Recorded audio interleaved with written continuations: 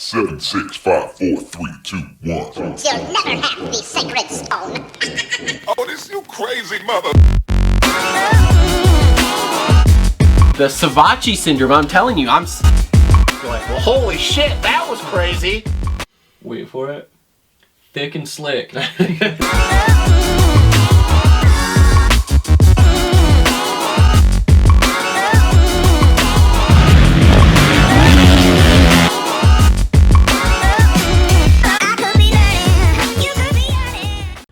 Yo, what is up, everyone? Welcome back to another episode of the Moto Aftermath Show, the most uninformed moto podcast on the interwebs. This is episode number 193. We are going to wrap up Daytona Supercross, talk about some Detroit Supercross, talk about some World Supercross, all sorts of cool stuff. Before we get started, just want to thank our sponsors. So first off, our presenting sponsors. First up, Energy Fuel, the best fucking drink out there. Keep yourself fueled, energized, and strong from start to finish. Pick yours up today at CoachRobStore.com. Also want to thank presenting sponsor, Premier Custom Trailers. If you need a trailer, commercial or residential, Premier Custom Trailers has what you need. They work with the best manufacturers in the industry and specialize in all your trailer needs. Sales, service, parts, or rentals, they do it all. PremierCustomTrailers.com, located 5 minutes south of Kalamazoo on US 131 in Schoolcraft, Michigan. They put the custom in customer service. And our final presenting sponsor, TLR Coatings, Michigan's #1 custom powder coating shop. From two-tone wheels to motorcycle frames to small batch production jobs, TLR Coatings will powder coat anything metal the right way. Looking for some custom Cerakoting? They do that too. TLR Coatings, serving Southwest Michigan and surrounding areas for over 5 years. Check them out at TLRcoatings.com or on all the major social media networks at TLR Coatings, including TikTok. And if you want to see what their work looks like and you're at the races, make sure to swing by the Moranz Mafia pit and check out the swing arm and stuff on his bike, because we coated all of that. Also on board with us sponsor-wise for the show here, we've got Alias Sport, Holester Co, Dirt Bike Depot, JT Cycle, Adept Creative Co, Gutter Worx, Isaac Nelson Designs, and Clutch Media. If you would like to if you would like to support the show in any other ways, we have merch links, Amazon links, and Patreon links in the description down below. Speaking of, hold on, pause, shoot here. We have a new Patreon, Michael Treese.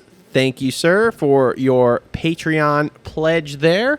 Really appreciate it. And also thanks to longtime patron Kurtis Hodges. Thank you.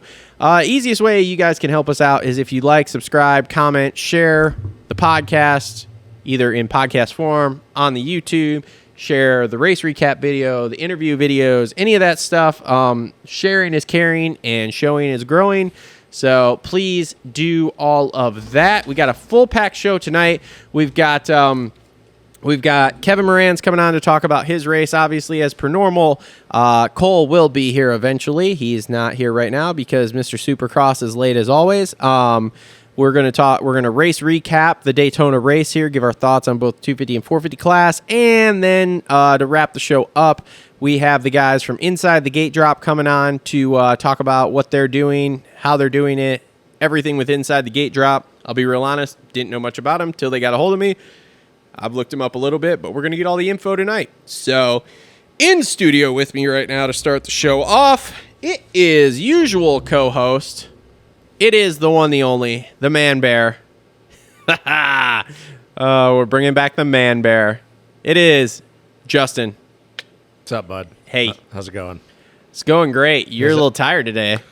I am. Hey. Long night, man. I'm getting too old to be out till 2 in the morning. You are 30, which means your day ends at midnight. At 31 here in less than a month and a half, so which means your day starts ending at 11:30. Exactly. Trust me, every you year. lose a half an hour every year until you're about 45, and then it's 9 o'clock. And then I'm just going to get to the point when I get to be 50, it's just bedtime by 5. Yeah, duh. Dinner at Early 3. bird special. Dinner. I love early bird special. At the Ponderosa. Look, I love the Ponderosa, and I love early bird specials. Early bird special at Ponderosa and bed by 5:30. You're fine. I love no problem. Steak and mashed potatoes with some gravy. Good to go. Speaking of, we got to come up with where we're doing our team dinner in Indy, dude. That's a good point. It's next weekend. Yeah, we got to figure this out. Unfortunately, we're going to be down one less person, so it's just 2 people. Yeah. Maybe 3 if we get a hold of Brees. Yeah. Forgot about that. Yeah. So Yeah, I mean, I haven't been to Indy in a while, so I don't know if there's any new restaurants around.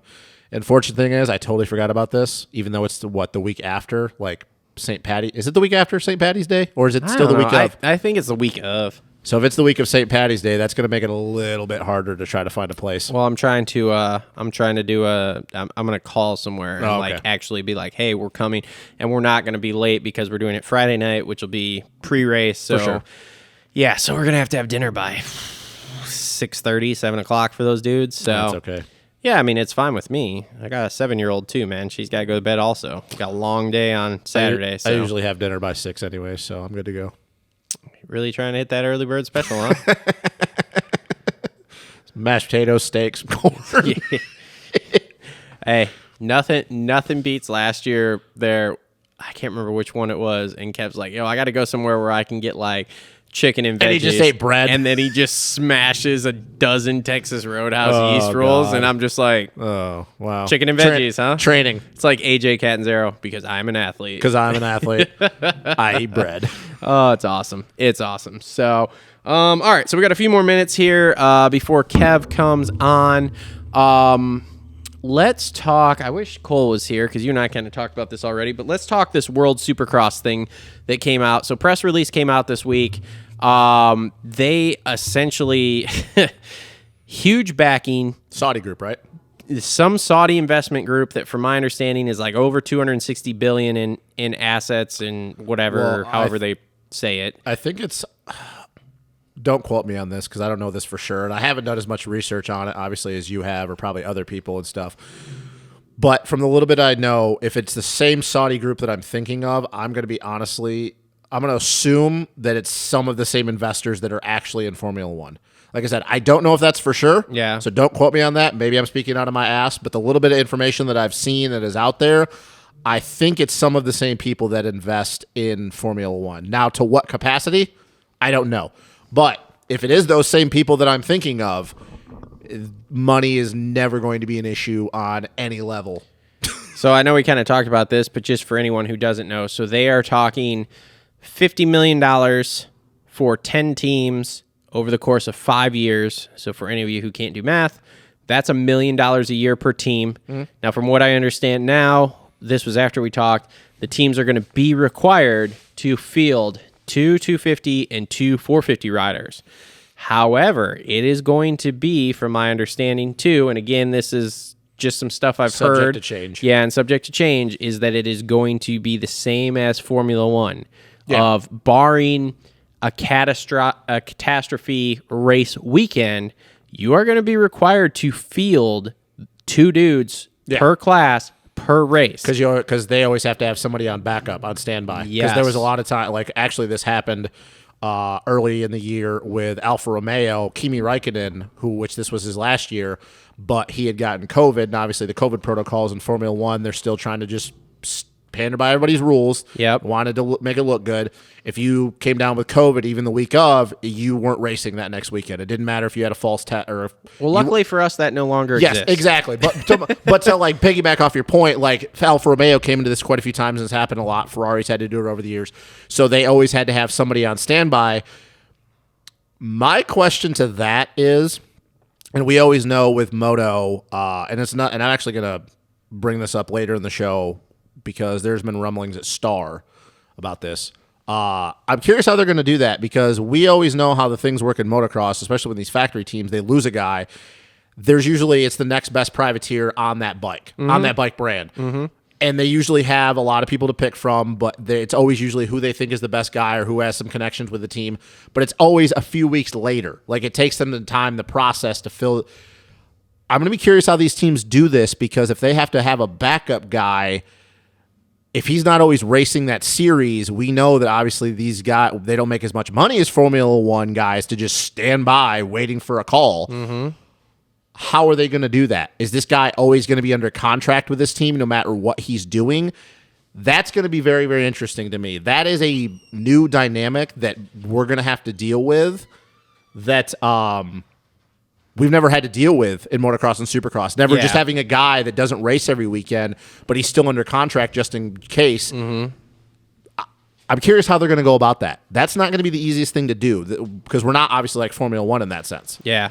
I mean, I assume it's going to be just like you said. They're going to be under contract. They're going to be paid to basically probably the way things work, they're probably going to be paid to do testing and just stay sharp for that day that someone wads their shit. How weird is that going to be though? Like if you're just doing that because with we Formula should call One, Phil and ask him.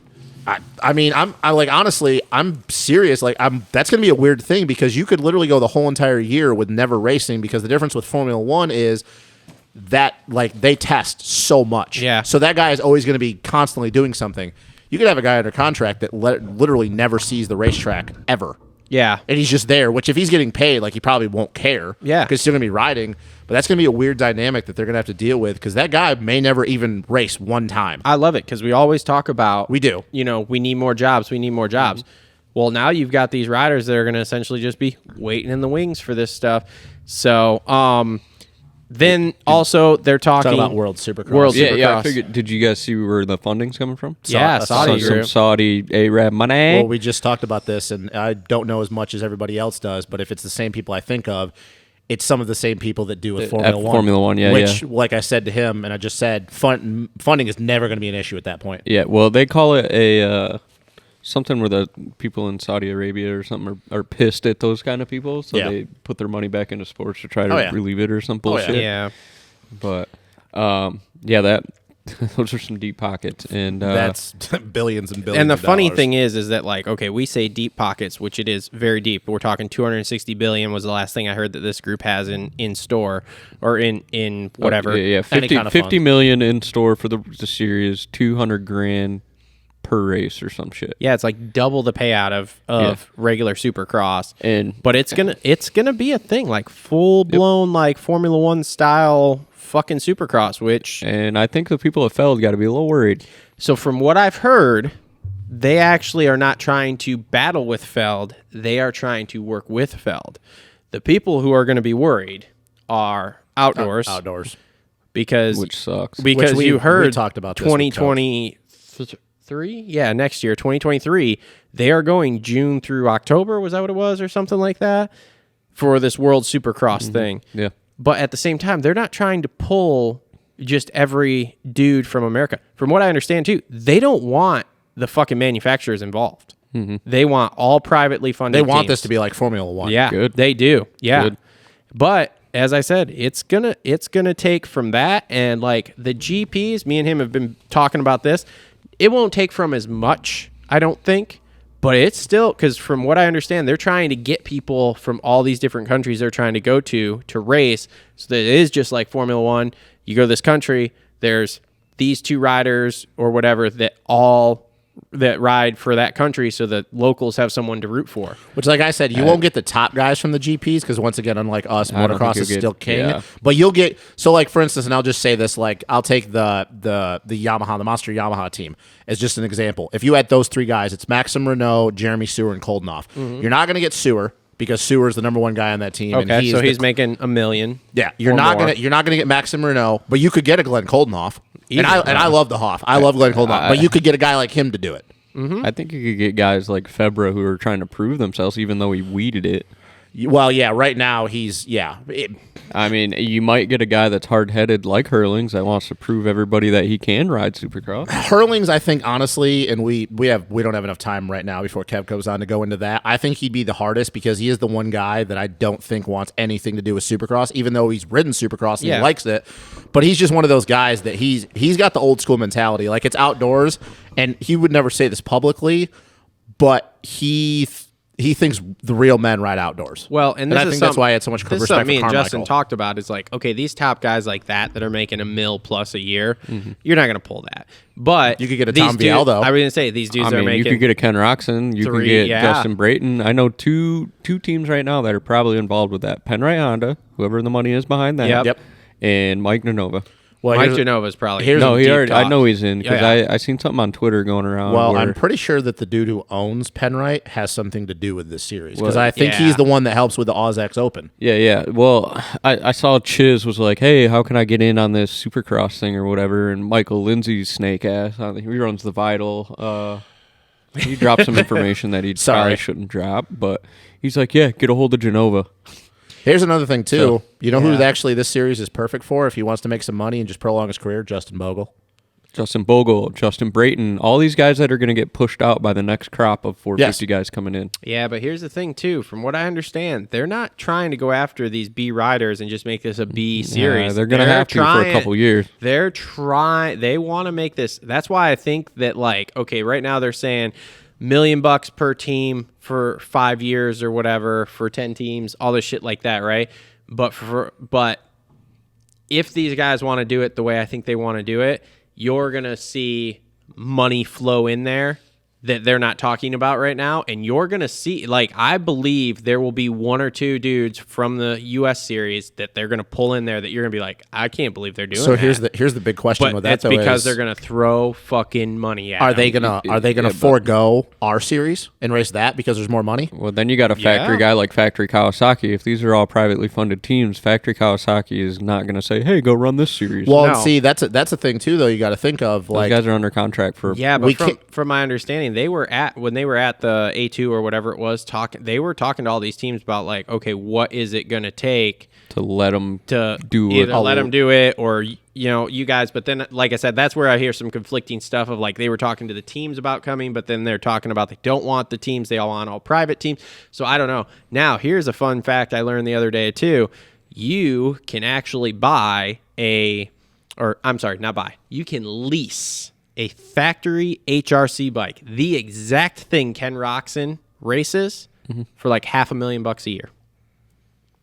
I mean, that doesn't surprise me. The number is right. Where do I get $500,000? I want to just ride one. That doesn't surprise me though, because like even though I've never heard the bike thing, so that's got to be something that has been going on for a while. They for a long time used to like Gavin Graysick, for example. Yeah, like, they leased out some factory transmission stuffs back to him back in the Gavin Graysick. That all white one back in 08? Mm-hmm. Yeah.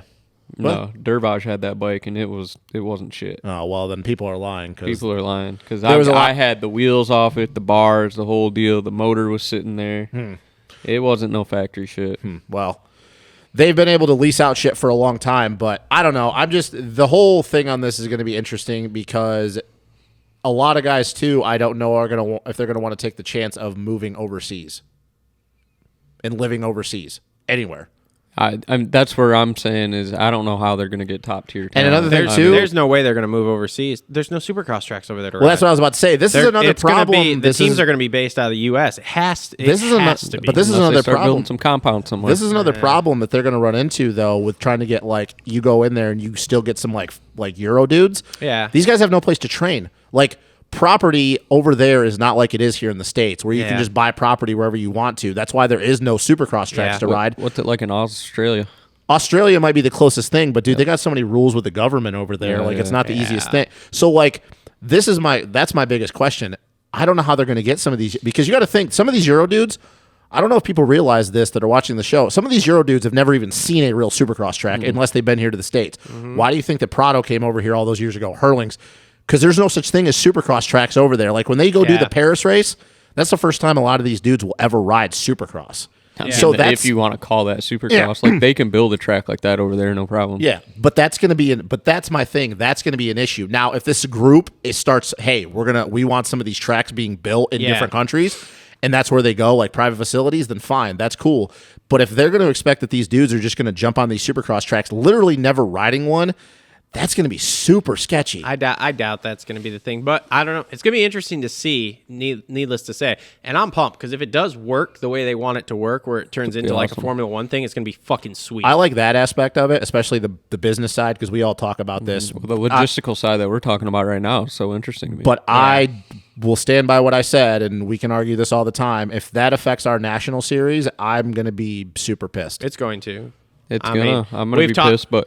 Yeah, motocross won't go away though. Like somebody else will step up and figure something out. Yeah. It just won't be Davey Coombs. Yeah, and our outdoor pro motocross series will be like basically a privateer fucking for all, which might be awesome. Like give those guys a way. To for sure. But that's the thing though too. I'm wondering what that happens though, because how much longer do we have till Kev comes on? Yeah, he said like 3 more minutes or something. Okay, have you talked to him about this?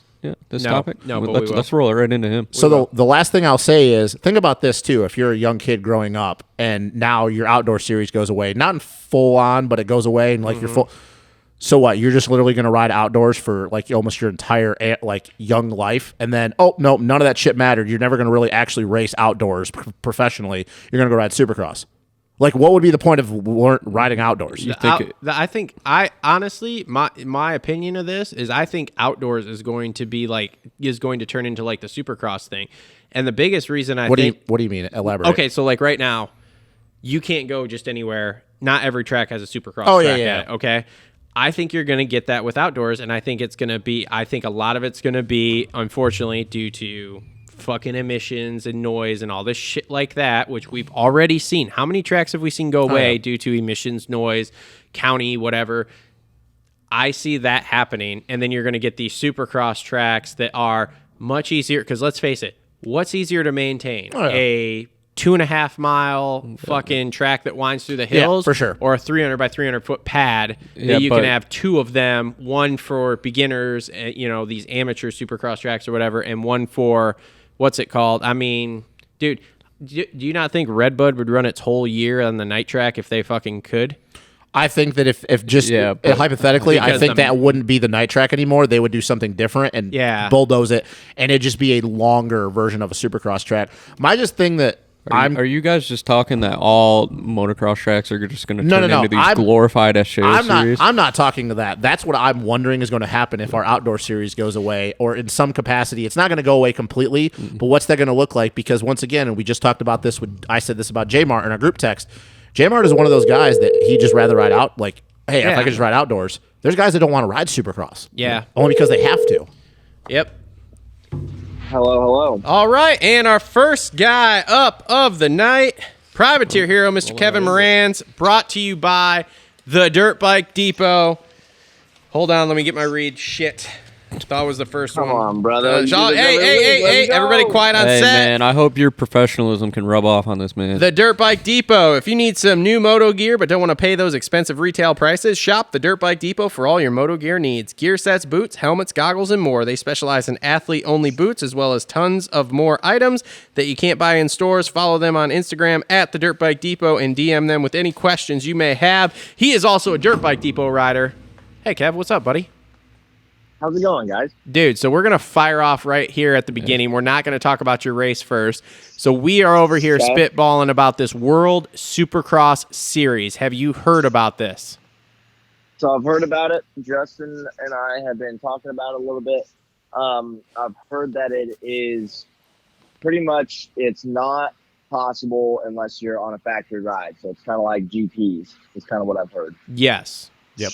From what we don't have much information. We just have whatever came out in the press release or whatever. So have you, so from what I understand there, it's going to be mostly privately funded teams a la like MCR and stuff. Have you wandered your way over to the MCR truck to be like, hey, heard you guys might be doing something with this. You got any interest in a nice privateer, nice Midwestern guy?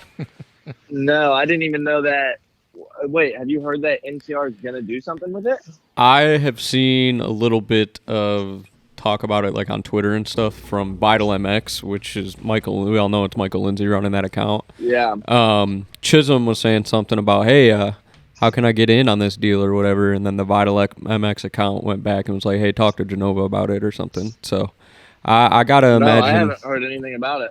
Yeah, I got to imagine Genova's, I mean, he likes jumping in on weird random stuff like that. So I would imagine he's part of it if it's privately funded as well. So yeah, it sounds like it's going to be a tough thing to get into, but I mean, dude, I'm all about it. That was my next question. Like, how do you feel about it? If you get the opportunity, are you in that shit in there like swimwear? So wait, like I honestly don't even know what the schedule is. Like what dates have we got going on? Okay, I haven't even dropped any of that. They yet, haven't dropped any of that. What we've heard in the press release is that the 2022 season is going to be in the fall/early winter. So essentially the same. It's going to be like the off-season stuff we have now. Now, whether that then 100% I'm about that. Now, whether that includes the off-season races that we have right now or not, we don't know any of that information. But then supposedly the 2023 season is going to be, what did we say, June through October, something like that. is when the schedule is going to be set for. So essentially the same exact time as the outdoor series. So that creates some interesting stuff. And also what we know so far is that the teams are going to be required, like Formula One, to have 2 450 and 2 250 riders on the track every single race, barring obviously a catastrophic something on a race weekend. But outside of that, week in and week out, it is going to be 2 riders 250, 2 riders 450. Which means you always have to have a guy on standby just in case somebody gets hurt. Bingo. Yeah, that is true. So is that how the GP guys do it? No, that's how Formula One does it, because the group that is putting a lot of money into this group, the Saudi group, that's how Formula One, they always have a guy on standby just in case something happens. So he is under contract the entire year. But me and Travis were talking about this before we started the show. The problem is that guy may never actually even race. Now, he's getting paid no matter what, but he might actually never see the racetrack. It's no different than Phil in JGR. They do the same thing in NASCAR, and it works pretty damn well with Phil. Yeah, but there's also some different stuff, though, that like the way Formula One does it, if that's their program they're going after with these guys. Gotcha. Needless to say, it's interesting. I mean, honestly, it could turn into a really good deal. Yep. I'd be all about it, because then you can go American Supercross and then go World Supercross. Just get out of outdoors. Yep. So, I don't know. It's interesting, man. I would also... I guarantee... Sorry. No. I just totally interrupted you. But I was going to say, I guarantee 90% of the 450 field would love that idea. Yeah. Yeah. So... needless to say, I would definitely make sure that my nose was poked into Rocky Mountain, MCR, I don't know who else throughout the pits. I don't know if Team Solitaire's got enough cash. I don't know if they do unless either. the Nuclear Blast is just putting up a whole bunch of money. Yeah, right. But here's maybe like Hep Suzuki, Twisted Tea. I was going to say, but here's the thing. They're going to get get $1 million a year to do this. Yeah. On top of, from what I understand, logistically, the actual promoters are taking care of it. So they don't have to actually pay to put the bikes in the crates and ship them or whatever. Club actually might be involved I was with going it to too, say, because now that Muck-Off is involved. Yeah. Like all these private teams, I would definitely have my nose in and around and make sure they knew who I was until we find out some more info on this. I've heard that they have to, each team has to pay X amount of dollars to even become a team, and then things are provided for them. So it's not like... They got to buy into it. Yeah, that Which could, is like how Formula One works. That's what I've heard, but I don't know. Yeah, well, that could be too. Like I said, I don't know. When the press release came out, it was $50 million for the next 5 years for 10 teams. No, you're good. You're good. So, yeah. But anyway, okay. Enough of the World Supercross talk until we get some more info here. Tell us about your Daytona race here, Mr. Kev. Piss poor if you ask me. Just quite unfortunate. I sent you that video. Did you get the video? Yeah, I did, with you tipping over into that tough block there in that corner. Kind of. So, LCQ didn't get my normal Kevin Moranz start, but I still came into the second corner like 6th, 7th, and coming over the it might get loud again here in a jiffy. But coming over like the scrub jump, I was on the inside of Cross. He had a little bit of a wheel on me, but I had the line more or less. And I planned on just kind of trying to stick in the line. Well, I ended up hitting a braking bump, which then tossed my rear end off the ground. Wasn't able to brake. So Cross and I made we collided, which I didn't really plan on doing. And hit hard enough to the point where it took him out on the outside, and then it pushed me over the tough block on the inside. I would have been all right. Yes, I kind of went over the bars, got right back up, was getting ready to go, but my shifter had punctured through the cover of the tough block and was lodged inside of the tough block. So I had to sit there and try to wiggle it out and get it out and whatnot. By the time I got going, I was more than probably 10 seconds behind last place. And then just came back as far as I could and ended up, I don't know, like 12th or something like that. So rode really well in the LCQ after the fact, but that kind of stuff's not acceptable. That was a pretty rookie mistake by me on the first lap when I was in probably a pretty good potential position. So really wish I could redo that LCQ over, but part of racing. What did you think of the track itself? Like the layout, the dirt, all that. Is this your first Daytona, or did you race there last year too? No, I raced there last year. Last year was my first ever round on a 450 there last year. Oh, okay. And that's the one I hole shot at the LCQ and then faded to 6 or something like that. Okay. But overall, I mean, I thought it was pretty good. I think it was a little bit more tame of a track than it was the last year. Definitely still had some gnarly sections and whatnot, but when it comes to just like the pure roughness, I didn't think it was as bad. It looked like it seemed pretty one-lined. Do you feel like it was one-lined when you were coming through the pack, or were you able to make some moves? Yeah, I would have to agree, because like I was stuck behind a couple kids for two and a half, 3 laps that I shouldn't have had problems getting around. Only place, yeah, I should have. Like the only really good place to pass was either that long rhythm after the finish line, or because after that it was goat trail through the mechanics area. Everybody was kind of going inside. I even banked around the outside, right coming into the mechanics area, which was fast, but everybody funneled to the inside of the next corner, more or less, at least in the LCQ. Then everybody kind of tiptoed around the inside of the next one after that little rhythm on the off-camber deal. And yeah, all the way to the whoops, it was pretty much one line. So you can get creative if you can get around somebody, but yeah, I just struggled a little bit. So I would have to agree with you. Okay. Anything else about the track or his race that you guys got? No. No? I just didn't, obviously, I didn't watch all of practice, and I just didn't get to see him too much in the main. I saw where he went down in the LCQ, but yeah, like I said, I didn't get to watch much of him yet last night. So what was your heat race like? Because you were just 1 spot out, 2 spots out. So yeah, pretty much. I mean, we had a little bit of a miscommunication on pit board because I didn't know where I was to an extent. I was told, damn it, Chris, 9th at the beginning. No, it was actually my dad. Oh. So damn it, Dad. So my dad was there. No, well, he couldn't, like the live timing wouldn't load for him. Yeah. And, I mean, we don't have headsets, which is one thing I really need to get on top of. I've tried hitting up a couple radio companies, but haven't got anything solidified. Yeah, long story short, just didn't really know what place I was in. I got 9th, 10th, and then I saw all of a sudden like 14th, and then I was like, well, I'm just kind of confused. But I think I ended up like 12th in the heat race, and then LCQ just did not go the way I wanted it to go. Kev's just trying to do basic math in his head during the heat race. Like, what the fuck is happening? Yeah.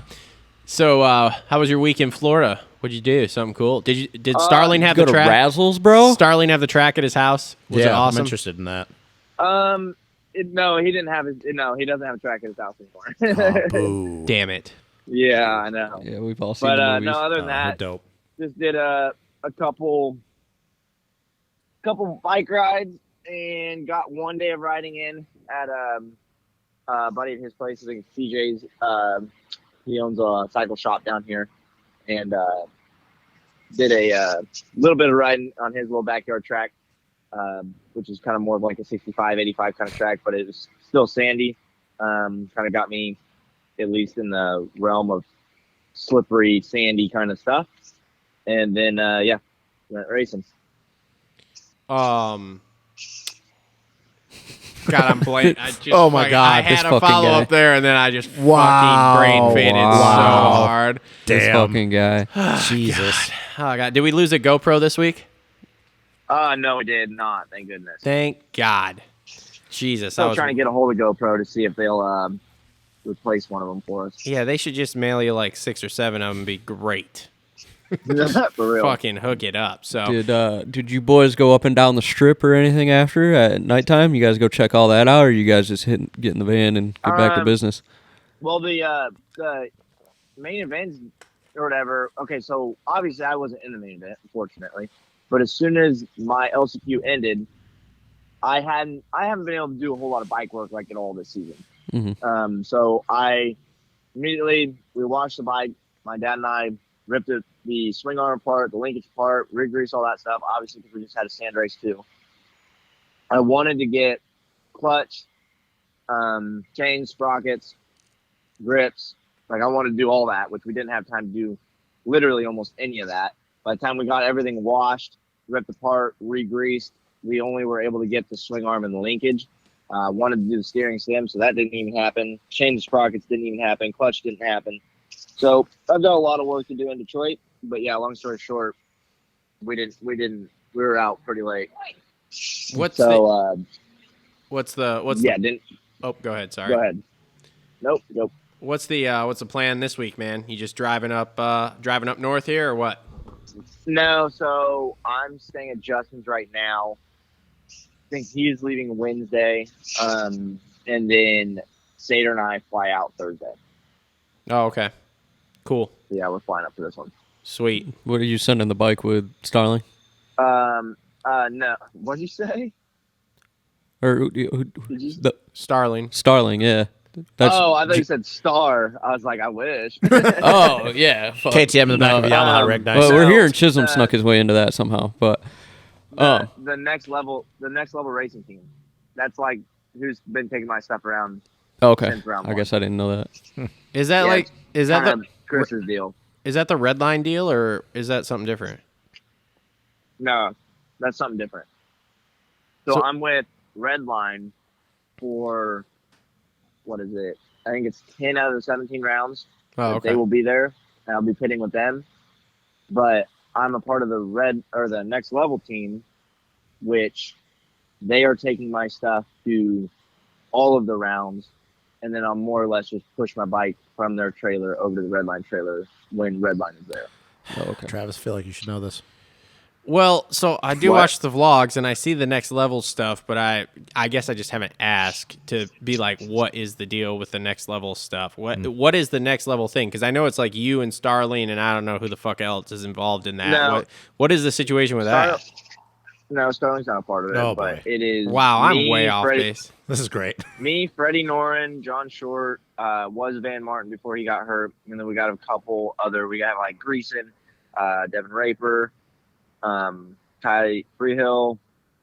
I think that's actually the extent of it. Is those also we have all those guys that are a part of it, and it's more or less just a bunch of privateers that kind of bought into the little program to get the trailer from race to race. Oh, With, okay. Basically, you you guys the bike, the parts, the gear. you guys kind of got together and made your own TPJ, I guess you could kind of say. Ooh. To an extent. Yeah. Oh, Ooh. Oh. Did you tell him? Maybe he already knew. Like after we got done with the Breeze conversation.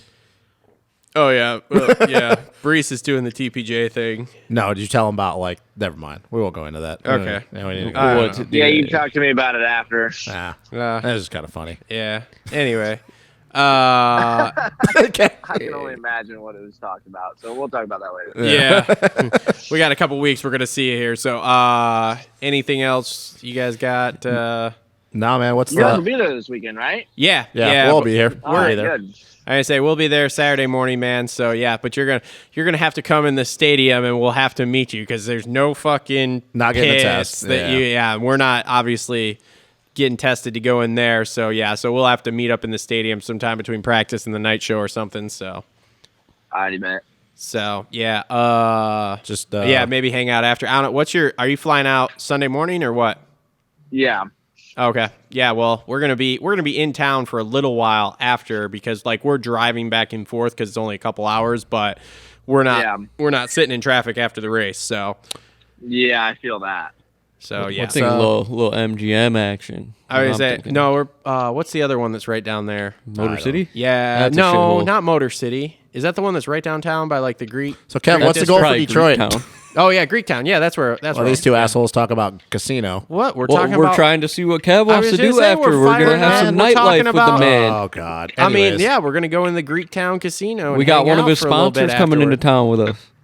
Wink, wink. What? So that means never What'd he mind. say? Never mind. Nothing. Look, we're going to the Greektown casino after the race, bro. Be there or be square.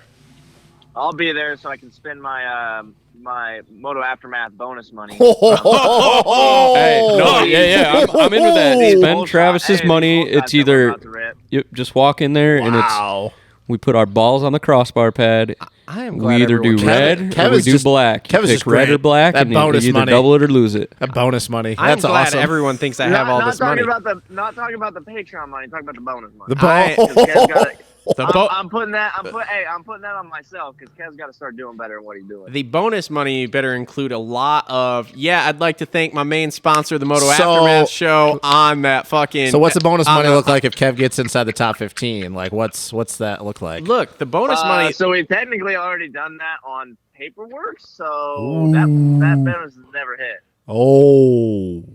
I haven't gotten a bill for that top 15 bonus. Man. Nor do I remember this discussion on a playing. top 15 bonus. Our man Travis here is going to have to Waffle. go get an insurance policy on you. I am. Oh, I got to God. call Lloyd's of London this week here. Look, man, just use this as a write-off. Look, man, we might have some casino money for if we win the LCQ or like we're top qualifier and we drop our Moto Aftermath Show TLR Coatings. Actually, shouldn't it be more sponsored money? Hang on, by- I got it. Here's what we do. on the microphone in the stadium. Yeah. Kev earns the bonus money, Oh boy, here we go. but you don't give it to him unless he gambles it in roulette. I was going to say, shouldn't Kev actually make more money for just I'd be making down it for straight that. into the heat race and not You winning hear the the man? LCQ? Did you hear the man?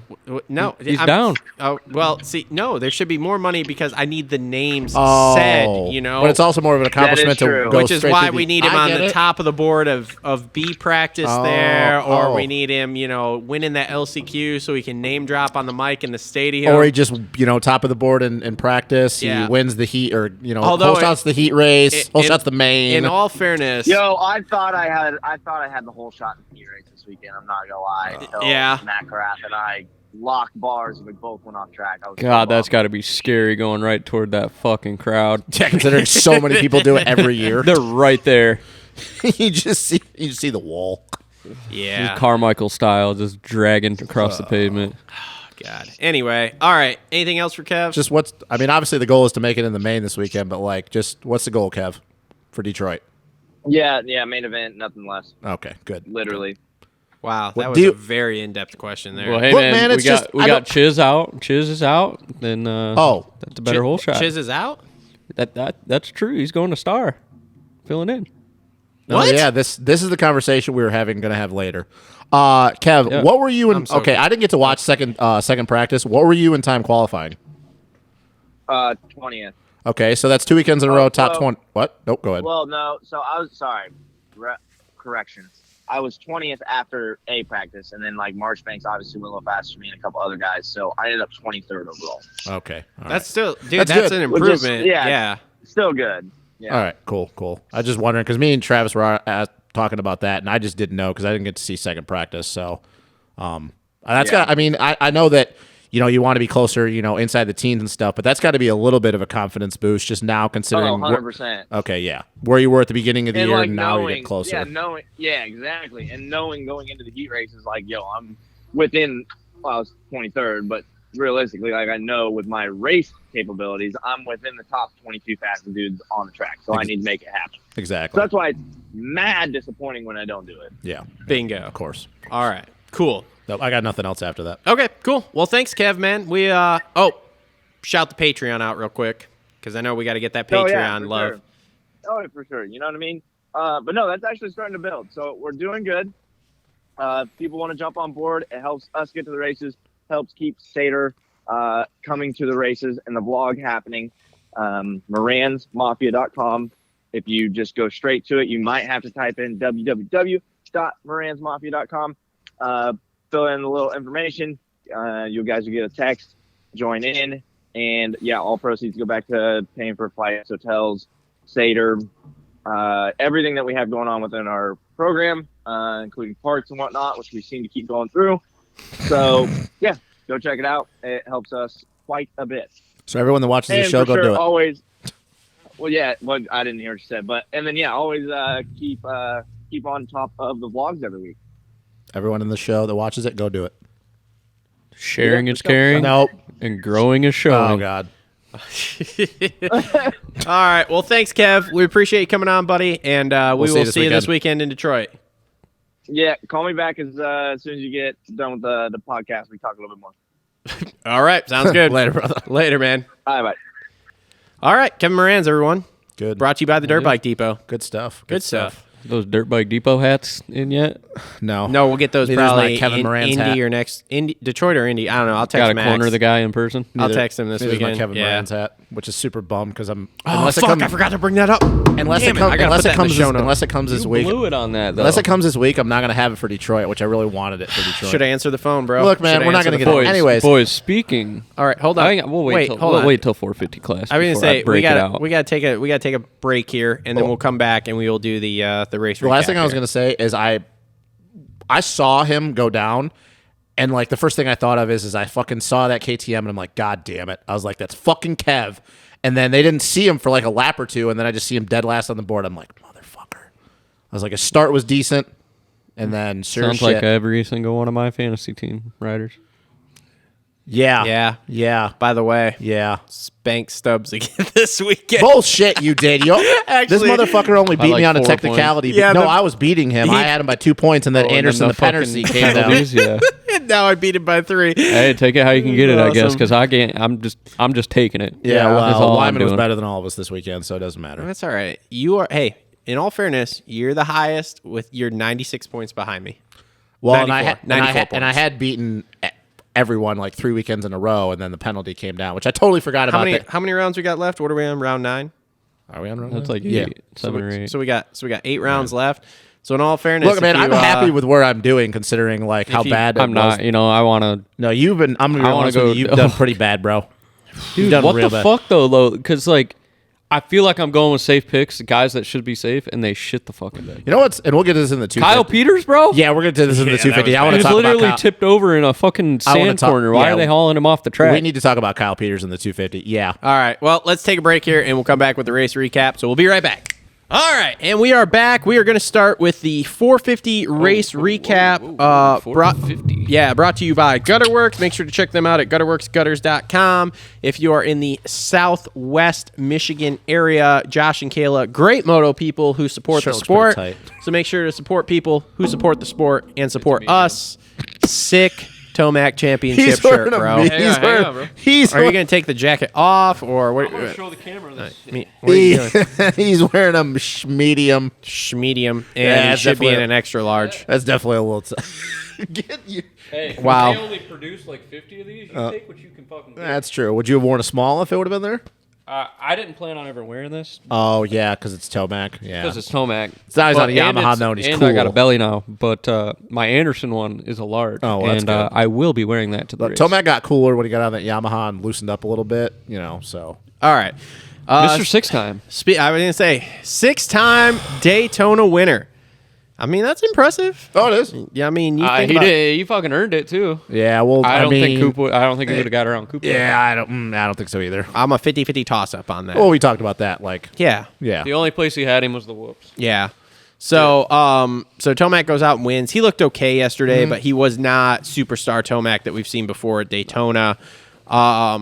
Whether that was the track, whether that was bike setup, who the fuck knows? But I mean, That bike was all over the dude. He was manhandling the fuck out of the thing. But in hey- practice. When I watched him in practice, I was like, "Who is this loose guy?" Did you see that fucking what was it the double option after the over under where you could go outside and go 3 or go two over? Yeah. Dude, every time he was like tagging the landing with the rear wheel, and there was one time where he was waiting the front, and that back end got completely fucking sideways going up the face. Yeah. and I'm like, oh, Eli's gonna die in the first practice. It's gonna be great.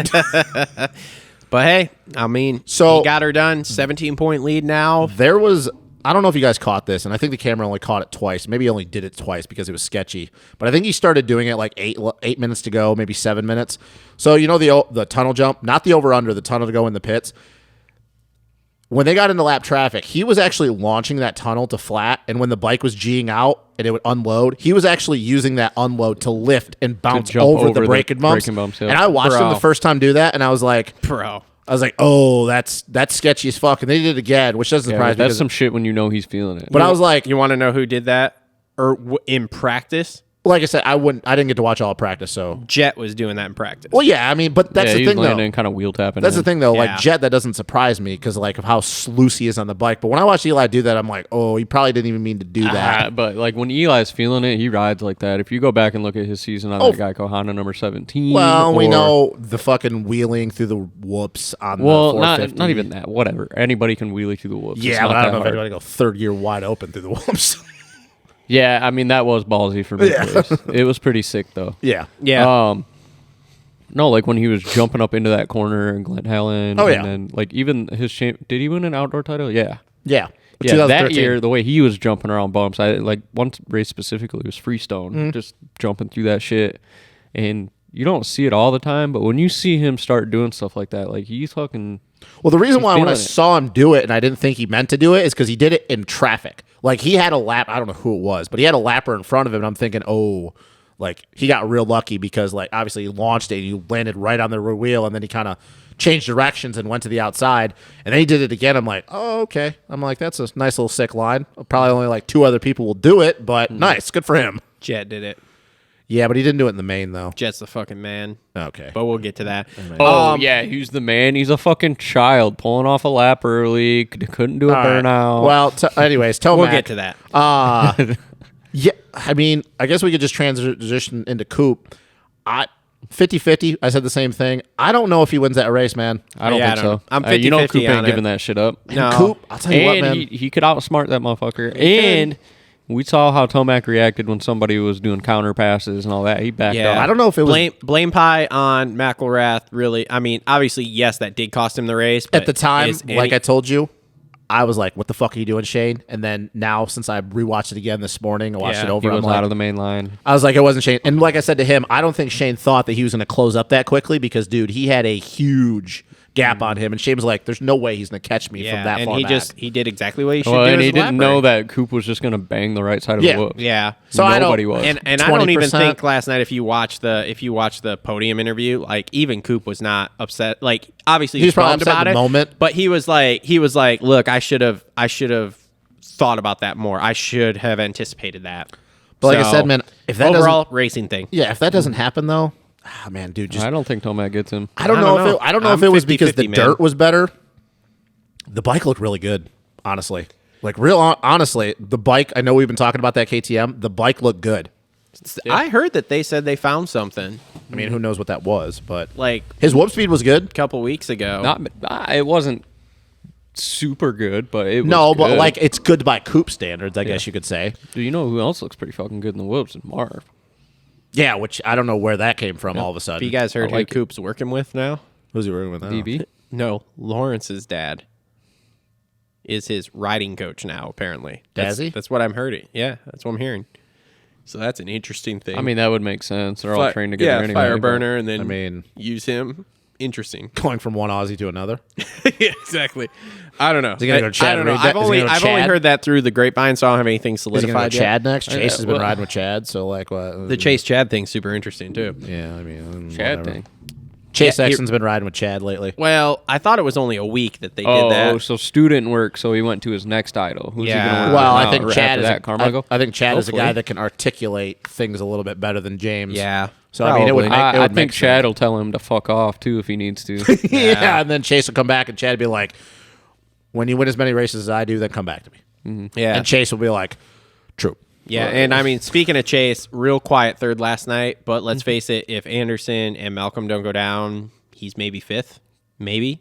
Dude, once again, Because Ando was beating him, and I think Mookie was beating him, and we've talked about this a little bit before the show, and we'll get into this here, but I mean, realistically, that was just a really quiet. There was nothing that stood out on the page for me for Sexton yesterday.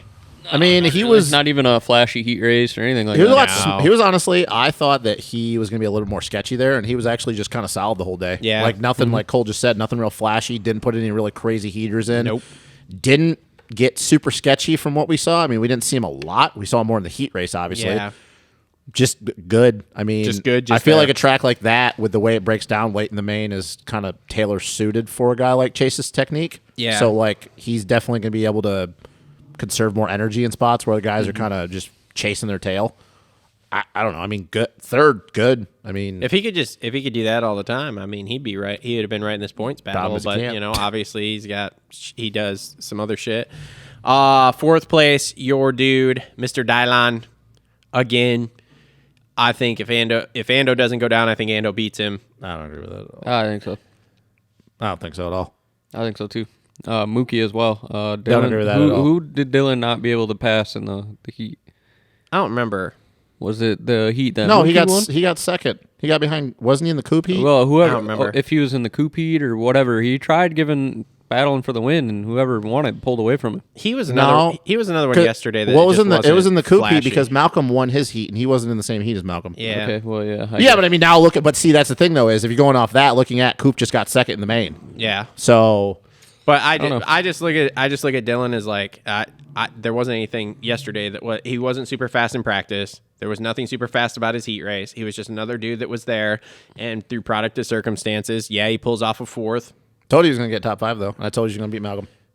God damn, he did beat Malcolm on a Got technicality. top 5. Oh, Doesn't On matter. a technicality. Doesn't fucking matter. Doesn't fucking matter. Oh, told you he you was guys gonna get should top put 5, and he was gonna beat Malcolm, and he did. That's okay. I lost a bet to Tom Cooper last night too because I told him that fucking Dylan wouldn't be in the top 5. So on a technicality, I lost that bet also. Well, it's not technicality. It's racing. Well, It's yeah. not technical. I mean, Technicality is a penalization. That's he just Well, beat he did him, get penalized. and he still would have beat him whether he got penalized or not. So that's not on a But technicality. he got it's penalized, so it's a technicality. It's a technical. It's a technical technicality. but hey, let's just say that he did not jump off the page like you thought he was going to at Daytona. No, but he still got top 5 and he still beat Malcolm, so that's all that matters. I was right on that. Christ. Hey Here we man, go. hey man, you do this. You do the same thing taking with the little wins here. you do the same thing with take, stuff. Take your It's- little win. Oh, I was right again. So I mean, hey. Take your little win. And I heard Cooksey and what's his nuts talking about it on Cooksy's show today.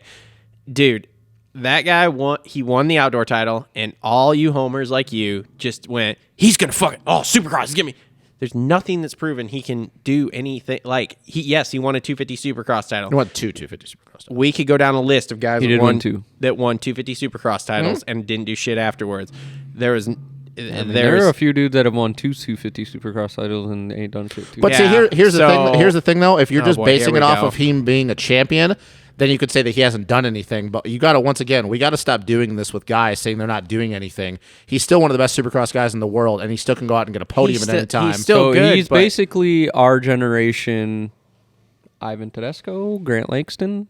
I would say, win I would say, outdoor yeah. titles and suck at Supercross Which, if he's fine with that, if you and don't- have two 250 titles. Which even I mean, I'm using this as an argument with Justin, but suck at Supercross is a loose term. I mean, you're talking a dude that's Well, I in the mean, top yeah. 10 best in the Yeah. world type deal, essentially.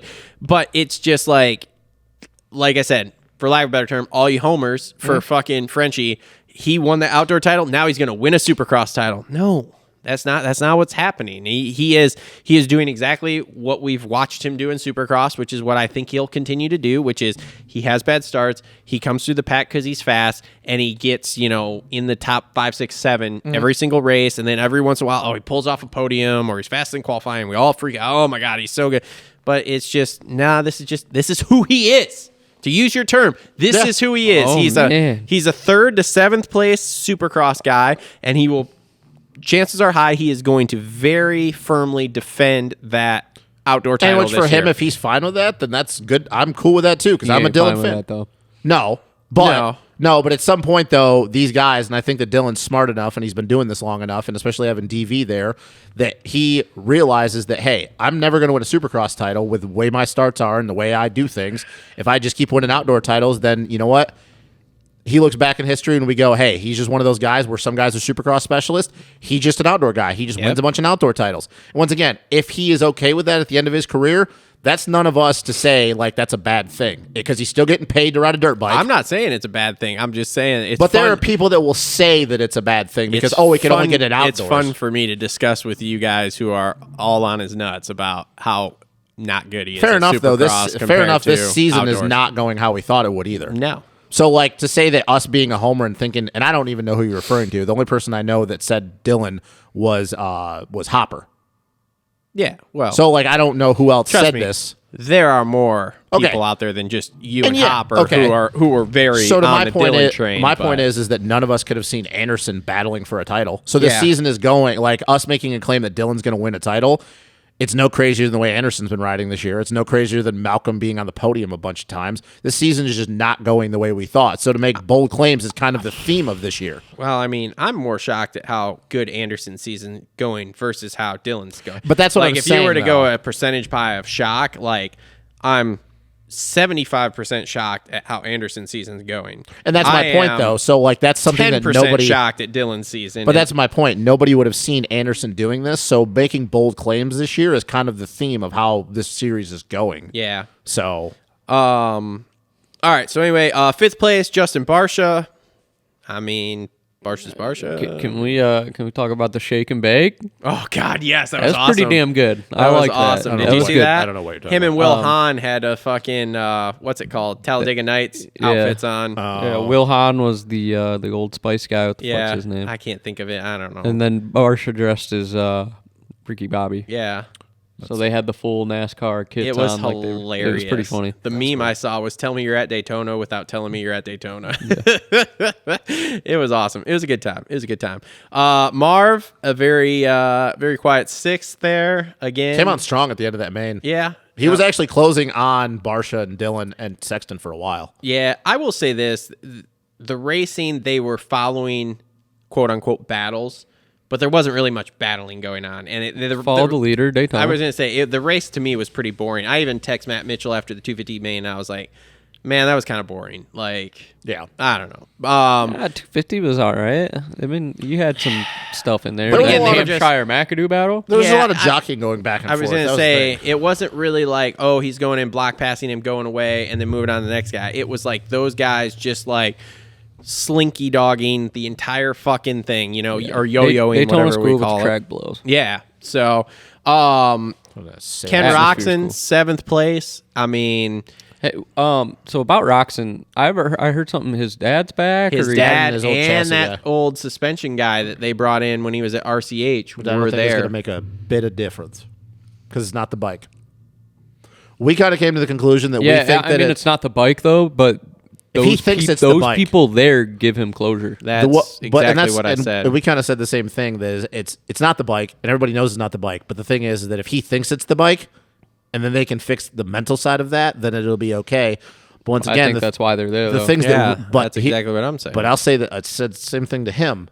Ken's dad's a hard ass, and with all the shit that we kind of know and kind of think we know that's going on with him mentally, having a hard ass in your corner is not really the kind of thing. Hey, that help, you man. need. Get him back to the roots. yeah. He didn't. But what how did he get to where think he's he at looked today? better? You don't No. think he looked better yesterday? No, his practice was better, but outside of He that, what was good? I thought he He was looked catching, way he was better. catching your boy Dylan in the heat. I But was gonna hasn't. say. Well, and then guess what? He did the same thing he did in the main. He dropped anchor. He was close Yeah, to Dylan but- for 2 laps, and then what? He went back Okay, quickly. but dropped anchor last night was a 7th place. Dropped anchor the previous weeks have been 14th, 15th, here's 16th. the problem. Here's the problem, though.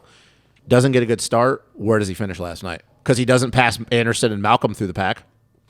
I'm just saying. I'm just saying these two dudes. That he brings his dad back. He Mm-hmm. brings the suspension guy. Like that might be good for him mentally. And you're saying the hard ass thing. Why? How do you think he got to this point?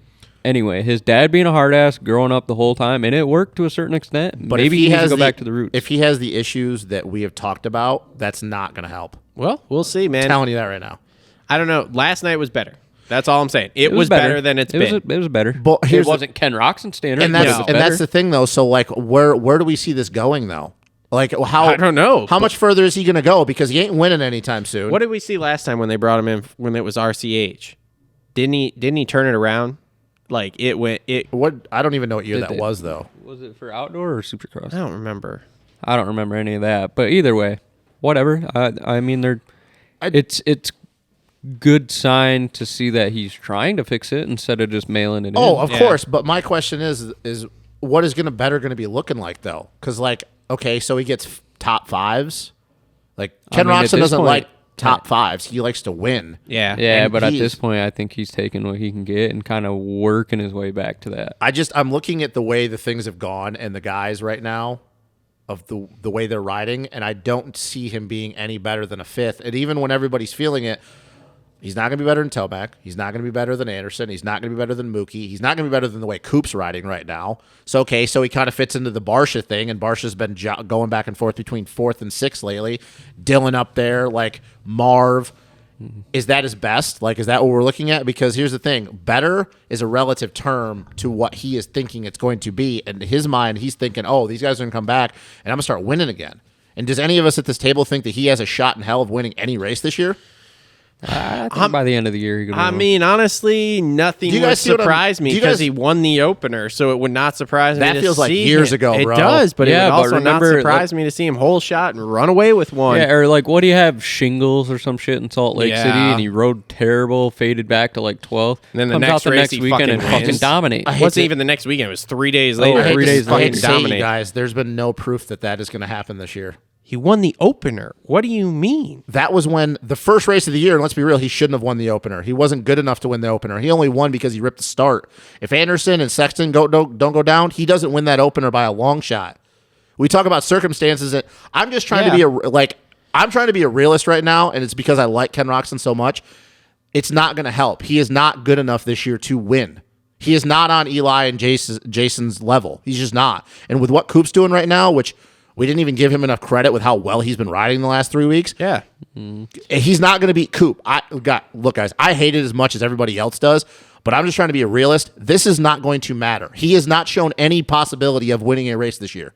And he dropped anchor hard last night. Hard. If he gets a 10th place start, do you guys really think that he passes Anderson and Malcolm coming through the pack? No. And they got what, 8th and 9th, right? Am I wrong on that? 8th and 9th? Yeah. I got 7th and 8th, and then Doc. I'm just trying to look. I'm just trying to be a realist, guys, and I just don't see what you guys see. Like, if he does, look, I will give you guys all the credit for saying it, but I don't see it. We never said anything about him coming out and fucking dominating. no, we're you guys are saying we're you saying think it's gonna people be- coming back are going to help him mentally. Yeah, but that's what I mean, though. My question is what is better? What is better in your guys' opinion? Because I honestly want to 5th through know. 10th. Well, considering the last 3 weeks have been like 14th, 15th, 16th, or outside the top 10, Okay. getting inside the top into 10 the is top better. 10, which, and then getting back into the top which 5. is what and we then- saw last night. Okay, so if that's your version and of better, then yes. And then possibly back into the top 5. I mean, and we all know that if he gets that little bit of mental clarity and that little bit of mental fortitude going, I mean, then yes, he can rip a start and win a race. There's nothing telling me that Ken Roczen cannot come out and do it. And you want to talk about seeing it? He just pointed it out. 2020. We literally watched it happen 2 years ago. 3 days apart. 2 years ago. Okay, but that's the It's same. 2 years ago, though, Travis. Okay, but that's the same thing we're talking about right now. He literally went from a race where he was fading hard. done it multiple times. 12th place, But 2 and then years- comes the next 3 days later in the same stadium, same dirt, same dudes, and wins by 20 seconds. But that was 2 years ago. And How much stuff has happened in the last 2 years to him? Anderson won his title fucking 4 years ago. But the thing is that Anderson has shown multiple times this year, outside of one round, that he is good enough to do it. He has been up there. Kenny, look, he went out and won A1 and he rode great. I'm trying to be really conservative about this. I'm not trying to get amped up about it. That's why my tone is down. Anderson has shown it the entire year that he is good enough.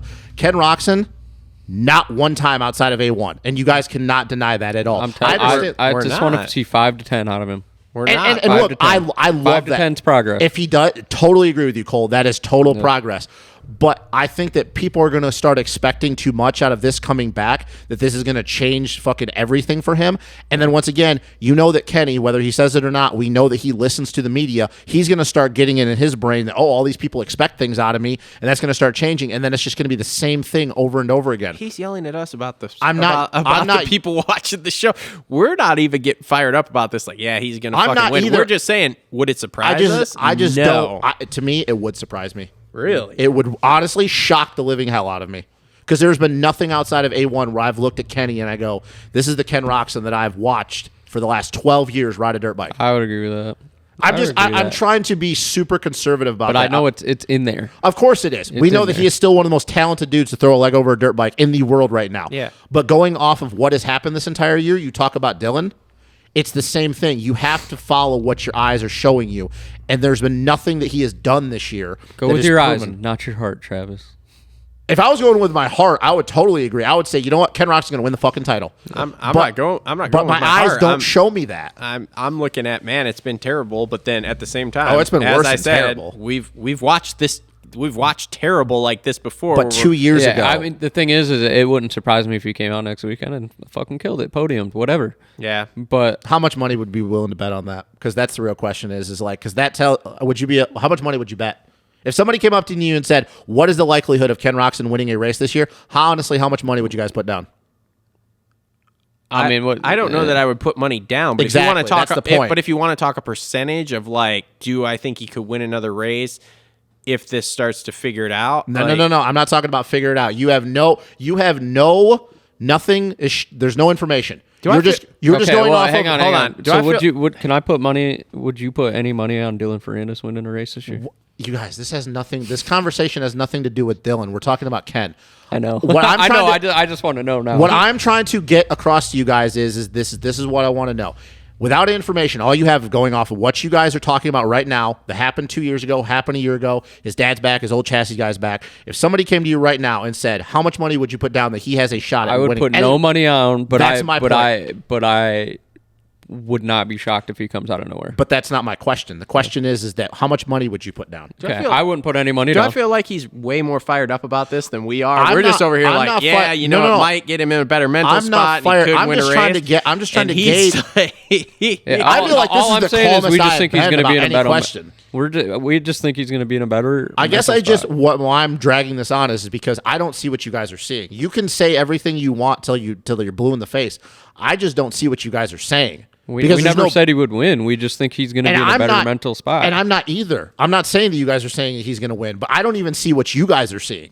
I watched him You get us a think good he's just going to start. be in a shitty mood the rest of the year without his dad back? And If all he that? has the mental issues that we actually think he has, yes, he will. That doesn't I get guess better. I don't know what kind of mental issues you guys know about. I mean, That does, I just- don't want just to. I don't want to. just to point this out. So the last 3 races, he's gone 11, 8, 13. And Bad. then last night he goes 7. because he got a good start and Malcolm and Anderson had their issues. Okay, so he goes 2 spots back if they don't have their issues. And I know that I just said this about Dylan. Racing's racing, that happens. But that's my point, though, is that he only got that 7th because of circumstance. He was not good enough to get 7th last night because we know that if Malcolm and Anderson get a start or don't have their issues, they beat him. Plain and simple. Yeah. So that's my point. I'm not saying you guys are saying he's going to win. I just don't see what you guys are seeing. There's no proof of it.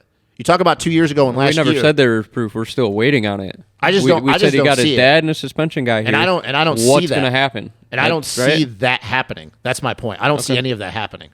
I mean, maybe not. I don't know. I mean, they're trying. You could They're have obviously just said that in trying. the beginning. What? I don't see that happening instead of this long. They're fucking obviously Because trying. I it's feel like something- I feel like you're trying to fight with me, and I'm not even trying to fight with you on this No, because I'm not trying like, to fight. I just want to know where you guys are coming from because for the first time that we've ever done the show, I don't see any of your guys' points at all. Like I can try.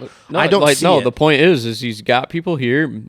He will maybe be better in the headspace. Yeah, like they're trying to make him Yeah. obviously and if better. that turns into results, then yeah. And I if guess- it turns into no results, then who I guess fucking I just cares? I don't even see the maybe though. That's my point. I don't even see the maybe. Then who cares? No, I don't care either. I'm not trying to argue with you guys. I just don't see it. Like the maybe I don't see it at all. I don't see the maybe.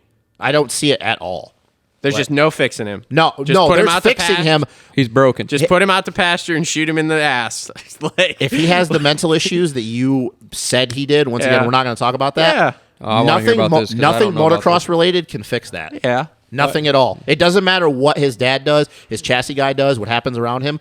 That's not a motocross thing, and that Do is you know what he was like diagnosed with or something? Yeah, talk about it later. Yeah, I don't want to talk about that on camera. That's not for us to talk about. That's not going to get fixed. That doesn't.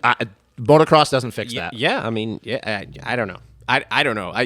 We just went in a big Cut circle. this. Cut it. I want to know. I wanted to go into that because like I feel that everybody thinks that this is going to be a game changing thing for him, and I just don't see it. That's my point. What I if never it said it's is? going to change the game. I just. It could, but I I don't. was gonna say that's all we're saying is Yeah. well, it It could. was just like if he's fucked up in the head, then maybe this is going to help the man out. Yeah, I don't know.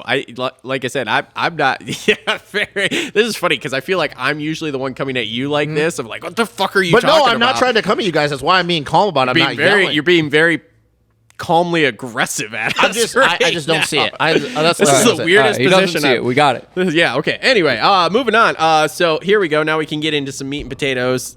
God, we just went on 20 minutes of that shit. Was that 20 minutes? Dude, it was a while.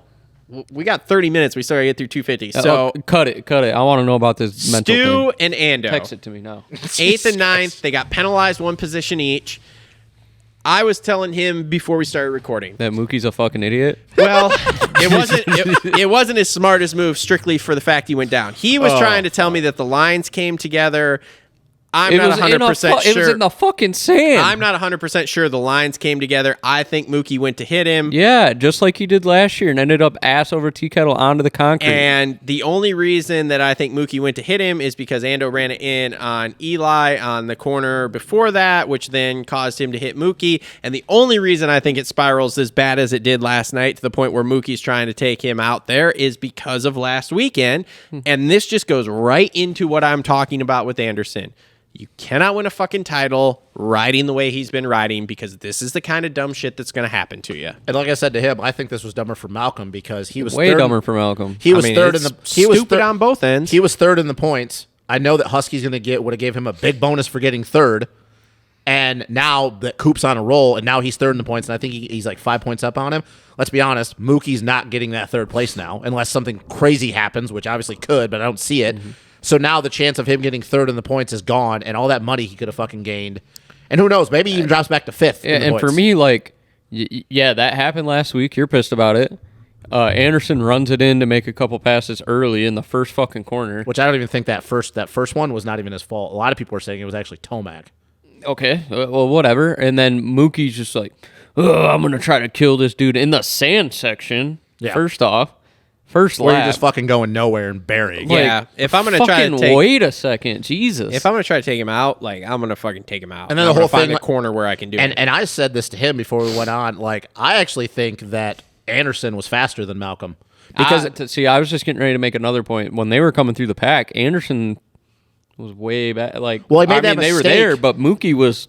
And then before the whole thing Going. with the off camber, when fucking Ando, like him and Wilson and Mookie, like Ando, if you remember, actually made a mistake like 2 laps before. I think it was on that little step up before the over under, lost a bunch of time, and then regained it back Gained up. it So back. actually, and then at the end of the main, dude, Malcolm faded like a cheap suit because it was like 10 seconds, and then I think it was only 2.5 seconds by the end of that main. So as great as Malcolm looked all day and as off as Anderson did, I actually think Anderson was faster than Malcolm. It's just all that. I mean, the end of the race doesn't hold any stock to me. Like, when you got 2-3 laps left and you're 15 seconds ahead of the guy, fucking mail it in. But no, that's my point. He wasn't. If you go back and look at it, he was gaining on him every lap. It's not like he was 10 seconds back and then Malcolm, like, he all of a sudden made it up. Let me ask you this. Do you think before that all happened, were you on the train like I was that Stu could have won that race? Because I don't think he Did you think he looked good enough through the heat and stuff? I'll tell you what, he shocked the shit out of me during qualifying at the end when he put in that heater and got in the 110s. Yeah. No, Because I really didn't think he'd be that fast. Because we've never seen Mookie up front and run that pace for that long. Yeah. It's kind of like an Aaron Plessinger thing. I have to see it all the way till the end before I can agree. Man, that was fucking good But all day. I'm still like holding on to this thing where he actually came into the season with an injury, and now we're starting to we're see getting him ready peak to up see here. the fucking peak Mookie. Because, dude, it was good. Yeah. Was anybody else shocked by that 110 in practice? See, I didn't see it. I didn't see it. Very last lap. Dude, of practice it was goes about last lap. a second faster. Yeah. But does that really shock you though? Because Mookie's been able to do this even since he got. It shocked me at Daytona. Like that, like most races, Yeah, I would he's not. always been kind of decent. I would not have though. been shocked. Daytona, I was shocked Because he's fast at Daytona. Either way, like, but he's not that fast. if he did have a preseason injury, like I say this every fucking time, like the Baker program, those guys always come on halfway through the season. Like I think we might see a little better for him. Between that shit and his heat race, I was like, man. And then when he got that start and he was right there, I was like, dude, he can make a couple quick moves here. Here's be the problem gone. though. Coop's getting better.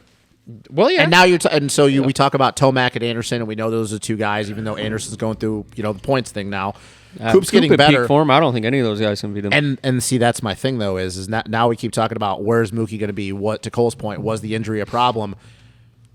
If Coop's figured his shit out and he's getting close to back to what he was the last 3 years, Mookie ain't beating that Coop. I'm sorry, No. he's not. So now what is Coop going? Is Malcolm going back to being just a 4th and 5th place guy? And I say just being a 4th and 5th place guy, but it's what he did last year. I mean, maybe. I don't know. Do you think he's faster than Sexton when Sexton's done it? Because this is the ultimate question with Mookie. So Tomac, Anderson, Coop, Sexton, and Mookie. When all 5 of those guys, because those have been kind of like those are the 5 guys that we think. When all 5 of those guys are on it, where's Mookie at? Here's the fucked up thing. I don't look at Mookie as that fast.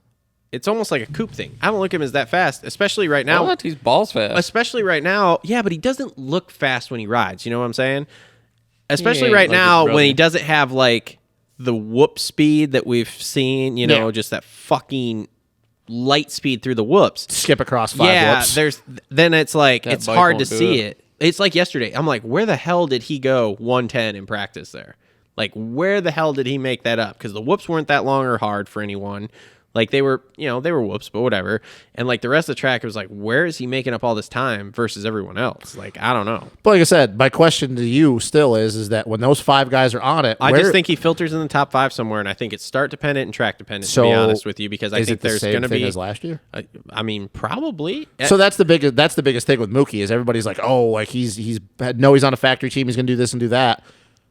If he's the same as last year, like if he ends up the same as last year, then it's just the same Malcolm, like really fucking fast, really fucking good, and he's top 5 in points. So like, did anything change? I don't know. I mean that's my biggest question. But the funny thing is, we talk about he was on the Star factory bike last year, so and that's like, my point though. Like, didn't we all like when we did our pre-show sit the up real here? question I think comes in year 2 of the contract of after he's raced all of outdoors, you know, instead of sitting around on the lake That might be worse. fishing, That might be worse and now for he's him. gone all outdoors. Like, does that help him go into the next season of he's only been off this amount of time instead of this long?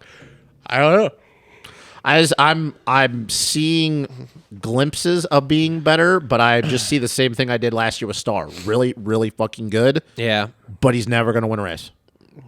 He wasn't winning heat races this early in the season. Yeah, I don't know. No, but he was also top 5 in points, and he was never outside of the top 10 one time last year. Yeah, I don't know. I mean, I just see the same thing. Like that's the biggest thing is I'm just going off. Who he is. I'm just going off of what other people said. They're like, this is going to be a revelation for him, and I just see the same Mookie as last year. I think really good. I think a lot of us thought that, and then now we're 8 races in, and now we're like, maybe not. So Yeah. like I'm not beating the drum that he's going to win a race here. Now that we've Not anymore? now that we've been 8 races in, again, it's another one. Would it shock me? Not really. You think he's going to win a race? Yeah, I think he wins one.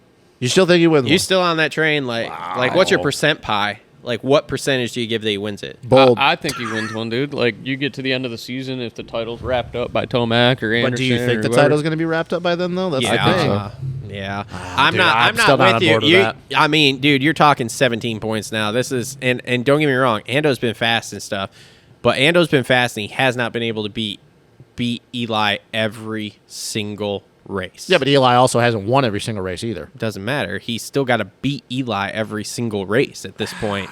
I think you look at it. I don't know, man. I just don't agree with that. I know 17 points is a lot, or whatever it is now. Is it 17 points after the penalization? Yeah, it's 17. Okay, so I 17. think, actually, hold on. let me 17 or 18. I'm just saying that Anderson has proved that he is been faster than Eli. Yeah, but I think Eli has also proved that he can get a second or a third if he needs to. But what happens if Anderson just starts clicking off wins, though? That's the problem. Yeah, but see, Eli can still get second or third. that's your point. But that's going to go away, though. We still have, what? Is it 7 rounds to go? There's 8 rounds. Okay, there's 8 rounds to go. So for him to win this title Yep. at this point, Yep. he has to beat Eli every single race. And we don't think Cooper Webb can beat Eli? Now that we're back in the stadiums? I'm not saying that either. Okay, I'm so just saying, this is my okay, thing. but what happens on the races when let's say there's races where and see, this is the thing is like you're on that train and we just talked about this before, like it just never fucking happens that like everybody's gonna go 1-2 1-2 1-2. No, I'm not even saying that. I'm saying that there could be weekends where Coop wins now that he looks like he's got his shit figured out. Yeah. And Anderson gets second and Eli gets third, or Anderson gets third and Eli gets fifth, or Anderson. There's only 2 points now between that though, right? No. Is there No, only wait a 2 minute. point between second and third, or is it still 3? I don't Because there's fucking 3 know. between first and second. I feel like 26, there's only 23. 2. It's either 21 or 20. But that's my point, though, is all he needs to do is beat Eli, which, like I said, I know the points say otherwise, but you got to look deeper than the points. Anderson has been better than Eli this year, more than Eli's been better than Anderson. I know people are like, well, the points don't say that. But you got to factor in the 2 races that Ando had issues where he was beating Eli. Yeah, but he's got to get that 3. He has to put 2 points between them every single round. I don't see how that's a problem for him. I just don't. I really don't. I know that I'm probably going to be the one on the outside on this. He's 18 points down. Okay. I know I'm going to be on the outside of this, but dude, I just don't see. I mean, we have these. I don't see Ando winning every race, and he essentially. I don't think he's going to win every race, but I think he can beat Eli every race. But okay. Let's say there's a weirdo race. Ando gets 3rd. Okay. Eli gets 4th. Okay. It's 1 point difference. That's not enough. I understand that, but I still, like I said, I think that we got another speedway. How's that phone doing? Is it good? It's doing great. How's that phone doing, podcast guy? Is that good? How's that going? Going good. I just see you out of my peripheral. We gotta get through 450s here. Okay, so we got we got another speedway round where we got a speedway round in Atlanta. What's the percentage pie that Ando finishes in front of Tomac every single round the remaining 8? I think it's 60-40. All right, that's not as crazy as I thought you were going to be. Yeah. Because he's just Who's your proven. title pick at this point? I still think Anderson can win the title. I'll be dead honest with you. I'm out on that. I still think. I'm not going to go and be like, oh, like Coop's going to win it all of a sudden. I'm not on board I with still that. hold on to an Eli meltdown. And I'm not even on board with that. Like that, and that will tell you how like I'm being conservative on this. I'm not even going on that train.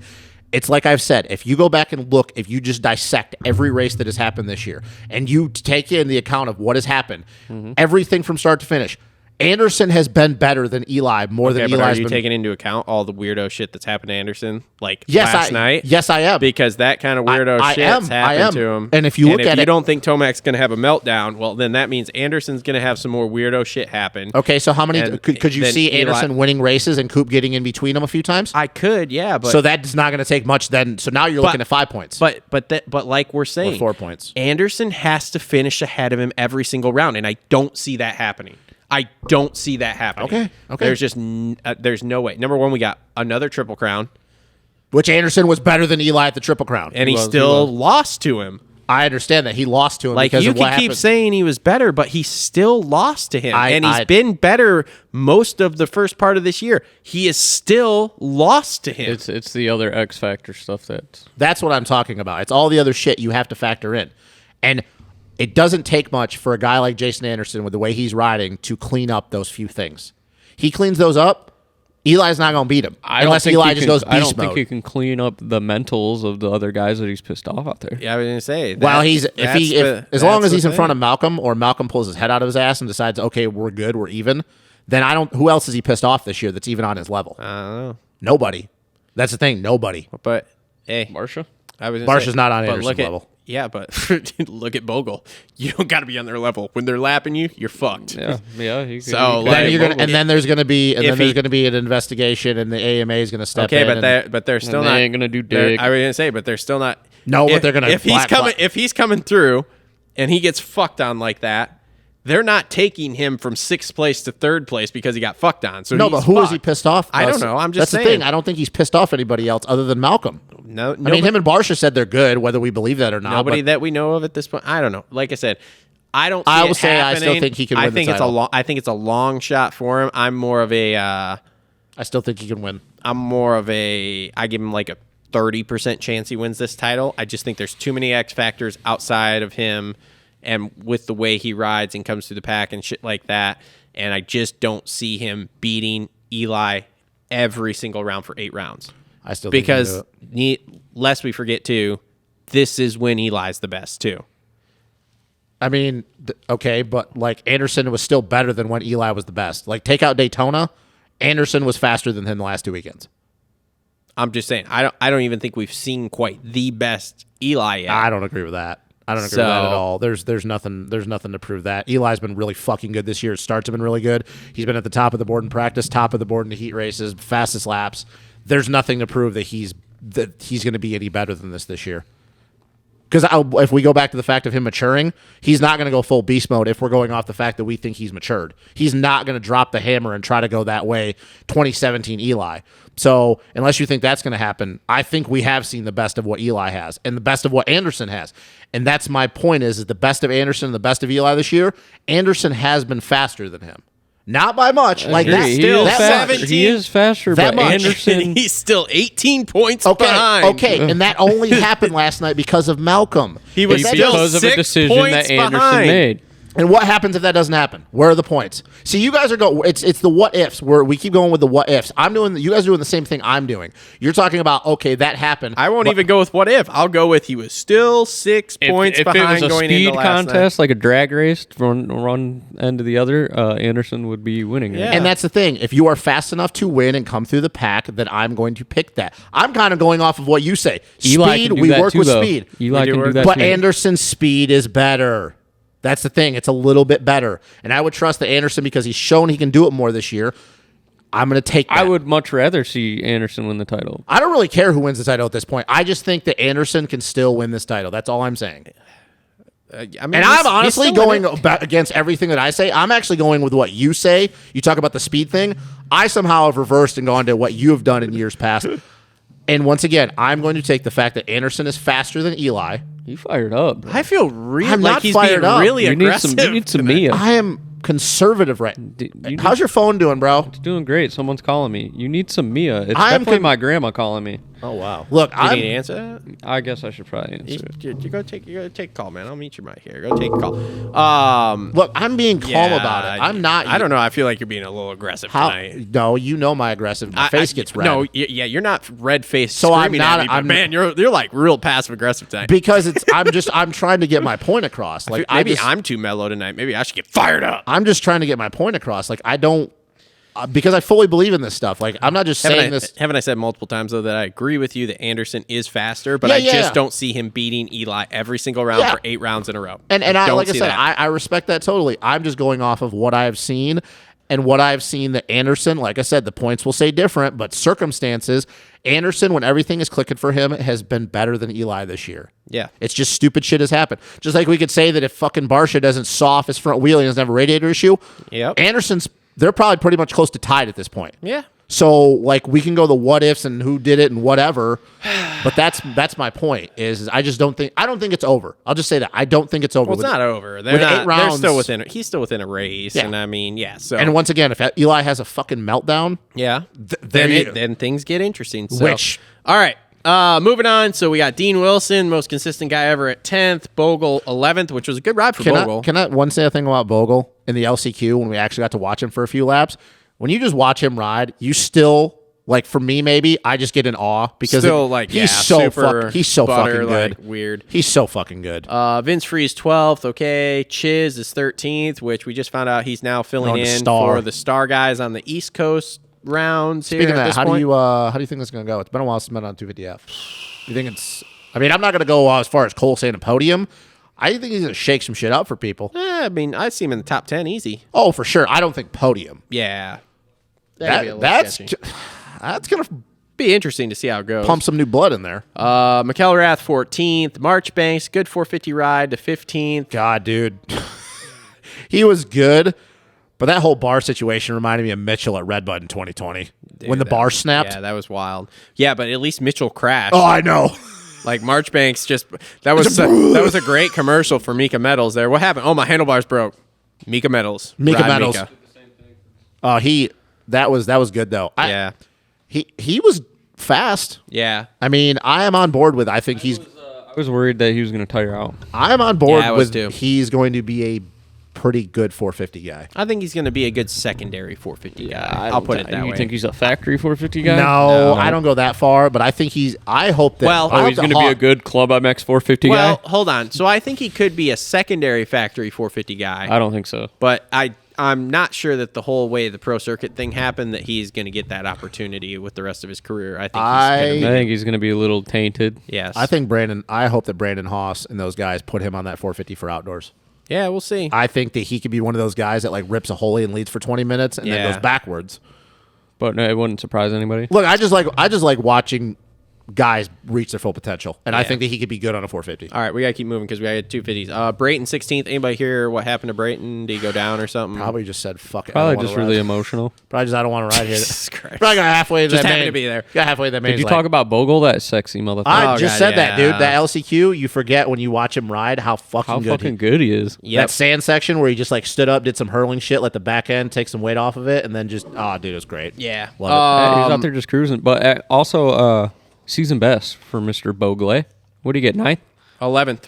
Okay. Well, Still he was good. he was in the top 10 for a long time. Yeah. He was good. Qualified well, qualified in the top 10. Like, Yeah. That Suzuki looks good. Heart Raft Good for him. 17th. But Brees. I thought he was going to be better than that. Yeah, Brees 18th, Clayson 19th, Starling 20th, Alex Martin 21st. Who the fuck? At least he didn't fucking. fucking die. Brandon Alex Scher, Martin? 22nd. Yeah. yeah, I picked him. Brandon Scher, by the way, I'm going to be honest Super with weird. you. All that? Yeah. I'm going to be real honest with you. Real shocked he made the main. Yeah, me too. I think- knew he was going to be good, but I was all the way out when I saw him laying on the starting line, fucking hurling a ball from. Well, where he here's weeded his another shit. thing, too. I don't know what he does during the week, but he hasn't raced a 450 in a while. He normally Yeah. rides his 250F and then a 252 He's stroke. training with all those guys. Yeah. I'll just say, I think Brandon Scher is a very good outdoor rider. Super shocked he made the main. Yeah. Real shocked. Over a guy like Clayson, Yep. just shocked. All right. Clayson made the main. Yeah, Clayson was in there. Did he? Yeah, he Oh, finished that's right. He 19th, passed yeah. Tristan Lane. Yeah. Still. Yeah. Shocked. Cher made Yeah, it it's weird. through the heat. That's my Getting okay. out. So that's my point, I guess. Yeah, I was shocked. that was shocking. All right. Anyway, moving on to 250s here. 250s brought to you by our friends over at Holester Co. They make Kydex holsters for things that go bang bang. They also sell things that go bang bang and all the bang bang stuff and the And bang beep, beep. bangs. Make sure to check them out It just at makes me think of this YouTube video. It was like, miholsterco.com. Thanks to them for coming on board. All right, so 250s here. All right, let's just start with Golden Jet there. hang on, you got YouTube on that thing? On this? Yeah. We don't have time, dude. We Well, got it's like fu- 13 minutes. We got the guys it's coming up. like, No, okay. I don't want to meet your mom. All my I want God. is bang, bang, bang. That's what I okay. think of every time. Yeah, so Golden Jet there. I mean, I mean, how erect were you the whole race? I'm Let's be real. Was it gonna really move past shocking? that. I mean, considering No. the two dudes that like what if he would have battled with were out. I'll tell you what I was shocked with was how bad McAdoo was yesterday. Well, why don't we wait till we get We past? we can, but It's not shocking. Come on, let's be real. It's not shocking. Jet did not shock me. Here's the thing. He needs to call me. We need to get him some lessons on doing moving burnouts because that was fucking a pathetic show. Yeah, when McAdoo rolled up, you just Yeah, gotta that was think pretty he, fucking pathetic. And Madagadoo? When McAdoo rolled up, he was He's just just, right, like- just sitting there, basically like tickling his dick, like, "Oh, hey, dude, I'm gonna sit here and watch you do a burnout." Just You gotta fucking be ride think- off and congratulate him at the podium. You got to think that McAdoo. All I could think when I watched that this morning is he's probably just sitting there going, "The fuck is he doing? Like what? What is he doing?" yeah, but McAdoo looked like a fucking idiot just sitting there. I too. know that was Yeah. weird, but he's just like, It was a weird thing. Yeah, I don't know. That was He's like, whole "Oh, thing that was me last and that year." heat race. I was what real- the fuck? Oh, dude, the heat race mishap. I don't fucking you know. dumb. It's I don't get it. Yeah, whatever. Like how? That just shows his age right there. Yeah, Immaturity. Yeah, that Did he's that? not Somebody mature. else did that in the last 2 years though. Yeah, but probably never mind. But they aren't a factory Honda They're not- rider no, with it the red was fucking plate. somebody high profile, but I don't remember who it was because they. Yeah, God, who? I'll be real honest with you, though. Sexton. Yes, Yeah, well, yeah. It's Never a mind. Honda thing. never mind. Well, it's also an age and maturity thing. When they like I said, I watched it this morning. I'm gonna watch it live last night. When they're going through that, and he's like pointing over there, and Ricky's going, "Daniel, did you see anything wrong with him?" I'm like thinking, oh, like something just happened to the bike literally in the last rhythm section. And then when they go, oh, he thought he was on the last lap. Yeah. I'm like, what the fuck? I don't know. I don't know. I'm like, are you serious? Whatever, you won the race. Yeah, Yeah, he I won mean- the race. He looks smooth. I mean, we'll see how the rest of the season goes. I know we had the mishaps last weekend, but if the rest, Mart would have won that race, so by the way. but if I the think rest, so. if the rest of the season goes smooth, I That's mean, that problem, though. do we just go, okay, he's better? Here's a problem. Last thing I'll say about Jack, because I don't got to get through this. Is there an asterisk if he wins this title, though? No. yes. Oh, how? Why? Because his main competition, two of his main people that we thought he was going to battle with, he has not raced. Okay, first off, I did not consider J-Mart his main competition. It doesn't matter if you did. At A lot all, of people period. did. A lot of people did. I and don't that's- consider J-Mart competition in Supercross. But it doesn't. End of discussion. Okay, that's fine. You can do, but the masses, definitely had J Mart up there. The Forkner thing, okay, cool, I'll give you that. But dude, you got it. But then again, who did anybody really expect Forkner to make it through the entire season and not get hurt? Whether it was Jet taking him out or not. Same thing can go with Jet though. What? Making it through the whole season. Jet to make it through the whole season? Same, you talk about Fortner, like coulda, woulda, shoulda. Jet. What happens if Jet gets hurt this year and fucking McAdoo wins by default? Like you can't. McAdoo will have an asterisk then. You can't. Yeah. You have. Look, if the main competition for Jet didn't go out and he just beat those guys straight up, which I'm not saying he can't. Obviously, we know he can. You'd be like, yeah, you know what? He beat all the best guys. Yeah. But, dude, even you being a Jet homer, you have to factor in a little bit that the two guys, whether you say J Mart or not, a lot of people did.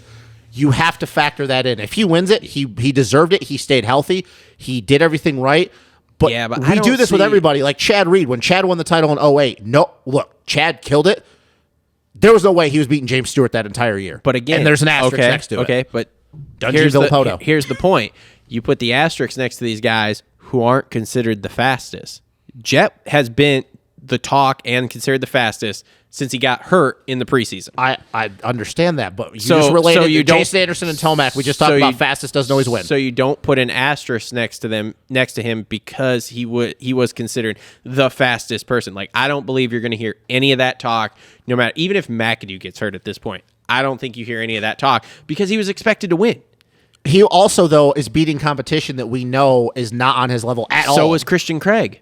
What about? Are you going to put an asterisk I'm gonna next put an to asterisk his? next to Christian Craig. Wait a minute. What about Christian Craig? Christian Craig is also beating competition that is, but he's beating the guys that already lined up on his coast that we knew he was going to race. that are slower. What? What? All the dudes dropped off the face of the earth on his coast. He was beating them beforehand, and we got all the way into the series without them getting hurt beforehand. Jet was beating them all. Jet never beforehand. raced him though once though. I'm talking about the season had not started with Jet getting hurt. Jet got hurt beforehand. He didn't get hurt when the season was rolling on. So he's been racing Hunter, Joe Schmoda, and Michael Mosman, and obviously Hunter's hurt, Joe's hurt, but he had raced them already. Yeah. And then they got hurt. So he'd already beat him straight up through a few rounds. Jet raced Forkner and J Mart. And then guess what? In the second round, he didn't win. And now they're gone. They're all gone. He got through two races. He won the first one, didn't win the second one.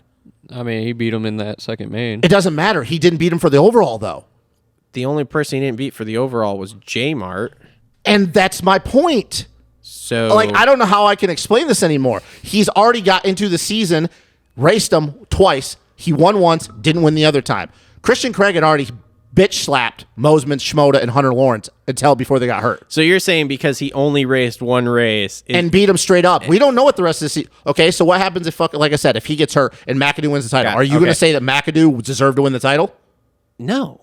That's my point. No one's going to because, quite frankly, McAdoo is the most underrated guy on this coast. He is totally. Because he should have been considered a title contender and none of us were talking about it. Do you guys see what I'm saying? I do understand what you're saying is like, so in Craig's defense, Craig raced these guys multiple races before we started to get injuries. Them. Where Jet only raced everybody twice. Technically one race before people started to fall off. So we don't know. And he bitch slapped the shit out of him the first race, but then the second race there was. And we're not all arguing sorts that of he's stuff. faster than them top end speed. I'm not arguing that at all. But that at is the not same- my but argument. at The thing was, does he get an asterisk?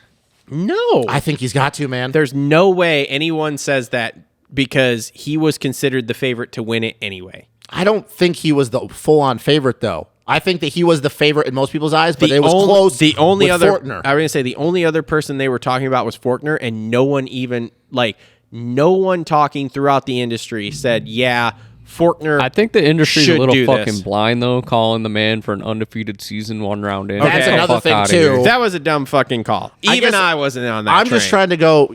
Look, if Jet would have won the title either way, like that would not shock me. And we're still calling this way too early. Like we don't know what's going to happen. Yeah. I'm just looking at it as if he's not racing the best guy, Let me ask you this: Antelopes is my sleeper. if we go to the love east, that. if we go to the East-West Or shootouts Styles. though, and he pecker slaps them all around. What happens if he doesn't? we got though? a lot of dudes to talk about, by the way, boys. Okay, I know. Last thing I'll say: East-West shootout. What happens if Christian Craig smokes him? Don't think it's going to happen. What happens if he does? I mean, if it does, then that doesn't really surprise me because Craig should. Okay, so in I don't my know. opinion, Then I don't know where that because that comment Craig was is going. Craig is the oldest dude out there riding. So where were you going He's with the that comment? smoothest. I'm not calling He's you the out. I just want to go to the next guy because I was really impressed with him. Okay, I will. I just want to know I'm- what was your I don't get that comment. Then. I'm not just calling saying. you Okay, out. so you're saying asterisk because he's not racing all these guys. Yes. But then if he goes in the East-West shootouts and slaps all of those guys around too, and then still wins his title.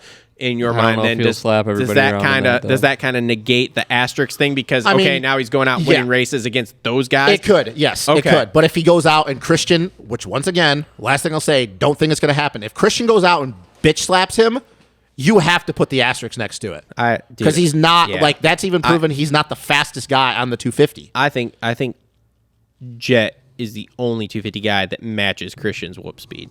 No, I don't agree with that at all. I don't You don't he's think even close. so? No, I he's don't super think fast so, in the yeah. whoops.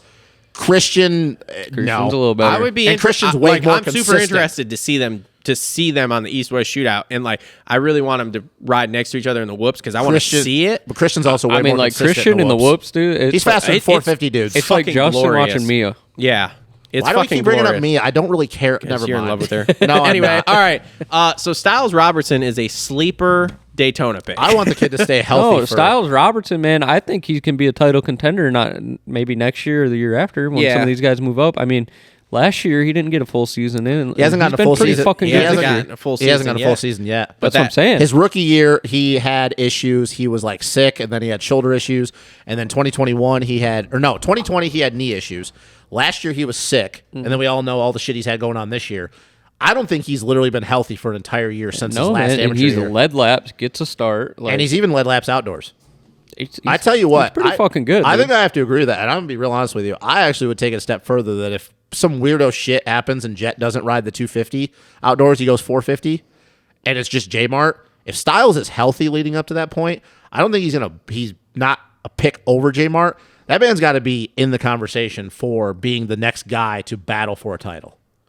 I don't know about that when you got Pierce Brown and all those guys. I think didn't he- realize Pierce Brown's as young as he is. I think 19. yeah, he went well. That first pro race he did at WW 16. They must have saw a lot in him then. Oh yeah. No, I think he's faster than Pierce Brown outdoors if he's healthy. I like Pierce Brown a lot. I don't know. It's the same thing Pierce and Styles are the same deal.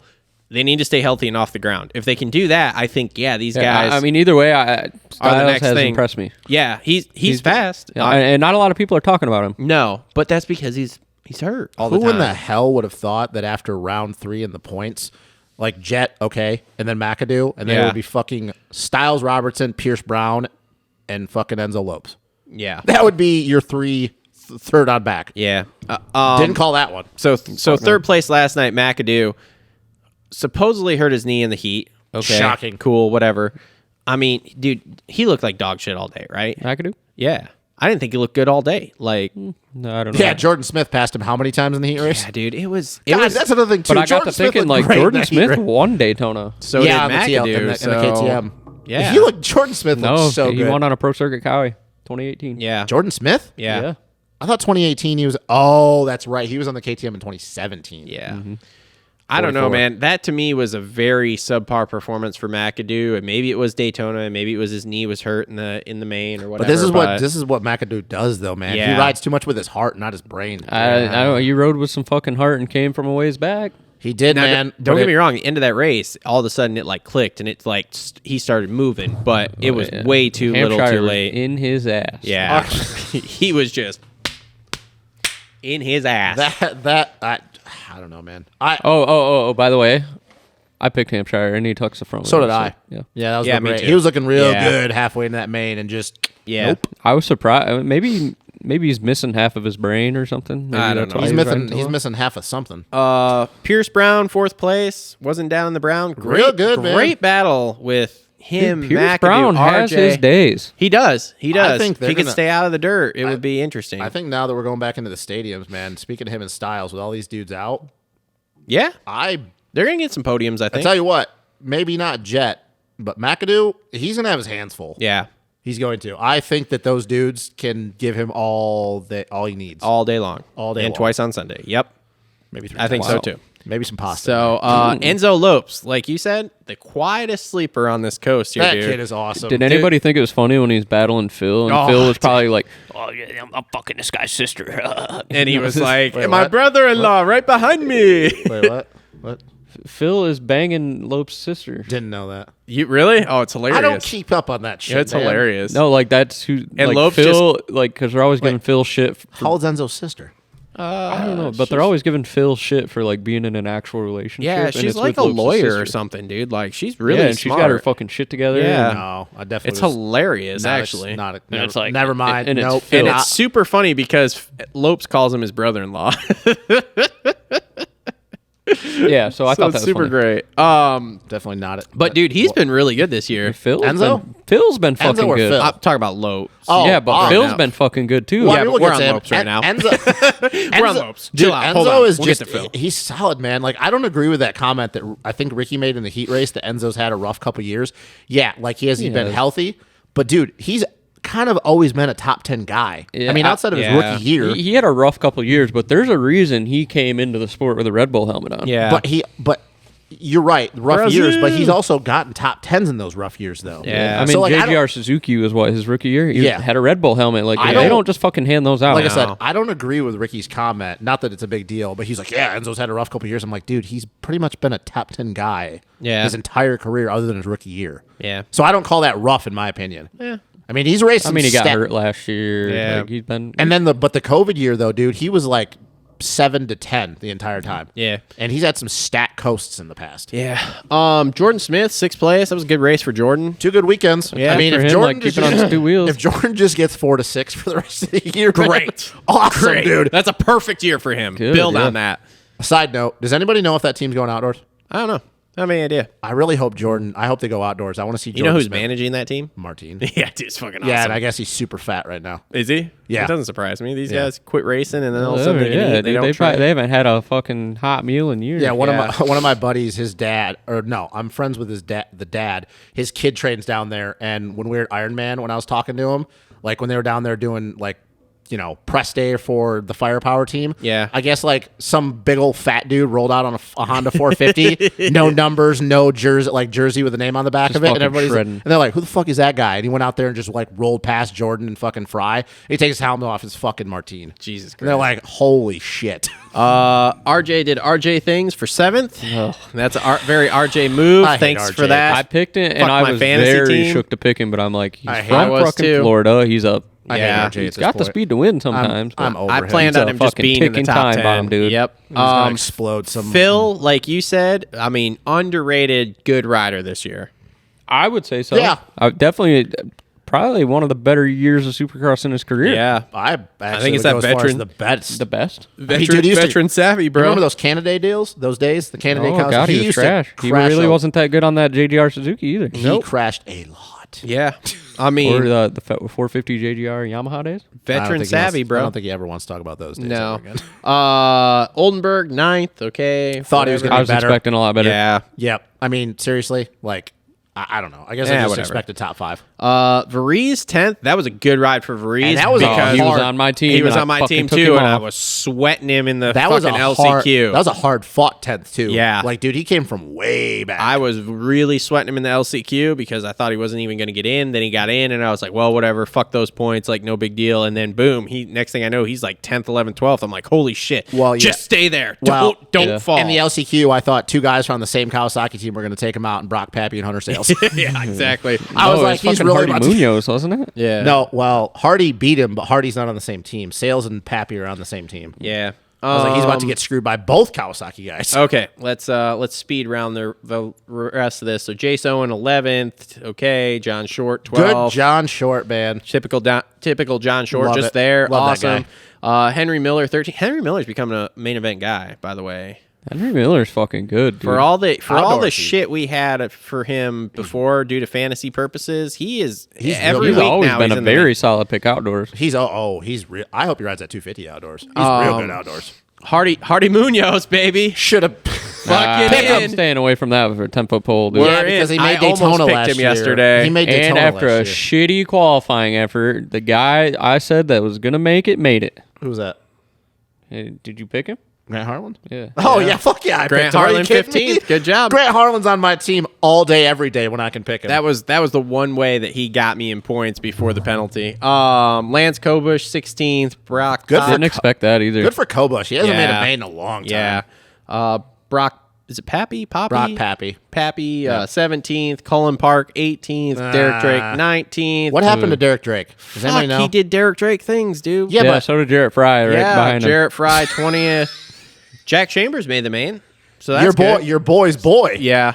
So that's good. Yeah, real good considering he was like 21st. almost dead last. And Oh, here's my other last fantasy guy, pick. Yep, Kyle fucking Peters. He was almost on my team. Thank God. Has I he did. just forgotten how to ride anything Supercross related, and he's just ran across behind He it? was laying in the know. sand turn. Hey, by the way, Like he had tipped over. Hey, by the and way, then he was getting hauled off. Can somebody? I don't know. Can somebody tell me how AJ Catanzaro is like on top of the board in both B practices? Like, Dude, he and was just- fast Oh, yesterday. a bunch of motherfuckers picked him. And then, Yeah. and then I'm what? laughing. Like, Dude, what? I looked at him because And I then was what? I like, wish you would have picked him. fuck, Yeah, because he man. was. Well, dude, I said the same thing because I had to pick mine before the second round of Oh, qualifying. I wasn't touching that with a And he, fucking no, 60-foot pole. I saw it, and he was faster than Harlan, and I'm like, oh, maybe. And The I'm like, only oh, thing no. is because they were out there on fresh tracks. yeah, but what happened to him in the heat race? In the I don't LCQ? know. Well, I'll find out in the vlog this week. Jesus. Like, Oh, he got too caught up in between motos looking at the app and seeing videos that people were submitting, Yeah, I don't know. and he was coaching them. shocking. I don't know. No, I'm glad just we didn't kidding. do that. I'm just bullshitting, but Oh, well, I could have believed that. Did they do the segment? No, they probably couldn't. Oh, yeah, because he wasn't there. I'm sick of this whole segment that they do during Race Day Live where Joseph goes and talks to him, and AJ just gets on his soapbox and critiques everyone. Yeah. I'm sick of that. who does he Joseph- critique? Who does he critique? Why? Why? You 'Cause sit he's- here and critique people and you don't even fucking ride. Why? Because AJ actually has to see these people every weekend, and they're probably looking at him going, listen, you Fuck this fucktard. guy. What have you ain't done? making mains? Like, it's not his job to go out there and critique everybody. Like, I understand that they ask him to do it, but you know how much riders, like guys that you have to race with every weekend, hate getting told how to ride a dirt bike when you're not on the same level as them? It's totally different for me, but with AJ, these guys get pissed at him for that shit. I don't believe. I mean, Dude, he tried to critique Eli Tomac at a round early this year on one of his videos. Really? Look, bro, I know you had to make money, but that is not a good look when you're trying to critique Eli Tomac.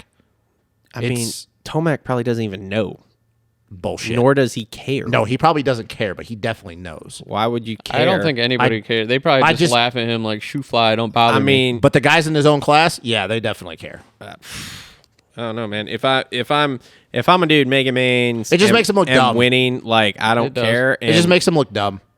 It just makes I him look agree. stupid. I It really agree. does. It makes him look stupid. You can talk about the track all you want because it's good to get a fresh perspective, especially a dude that just literally wrote it. But when you start asking dudes to like, or asking him to like critique other people and shit, no, don't do that, man. Don't do that. It just makes people hate you. It just really does. I don't think it's that bad. It's more of an issue than you think. I mean, I guess. I don't know. It's not like he's saying that these guys suck. He's literally just like, yo, like, yeah, they should. Motocrossers are. In their I mean, I feelings don't a know. lot. I've never even watched the segment, to be honest with you. Okay. So I can't even tell you what he's saying. That's Yeah. how unimportant it is to me. But at the same time, like, yeah, I don't. It would. It doesn't bother me at all. Well, no, Like, it doesn't bother me either. I just think it makes him look dumb. I That's my don't only think it point. makes him look dumb. Like it does. Like people who are watching that segment don't know what he's like. They don't have a fucking clue. But like you we don't do. have to. You don't have to point out guys. You can just say this is what I think you should do. Yeah, Don't name well, names. I think eventually the common fan's going to be like, who the fuck is this guy? Yeah, don't name names. If you want to talk about technique, perfectly fine. Don't name names. Don't name names. I agree with that.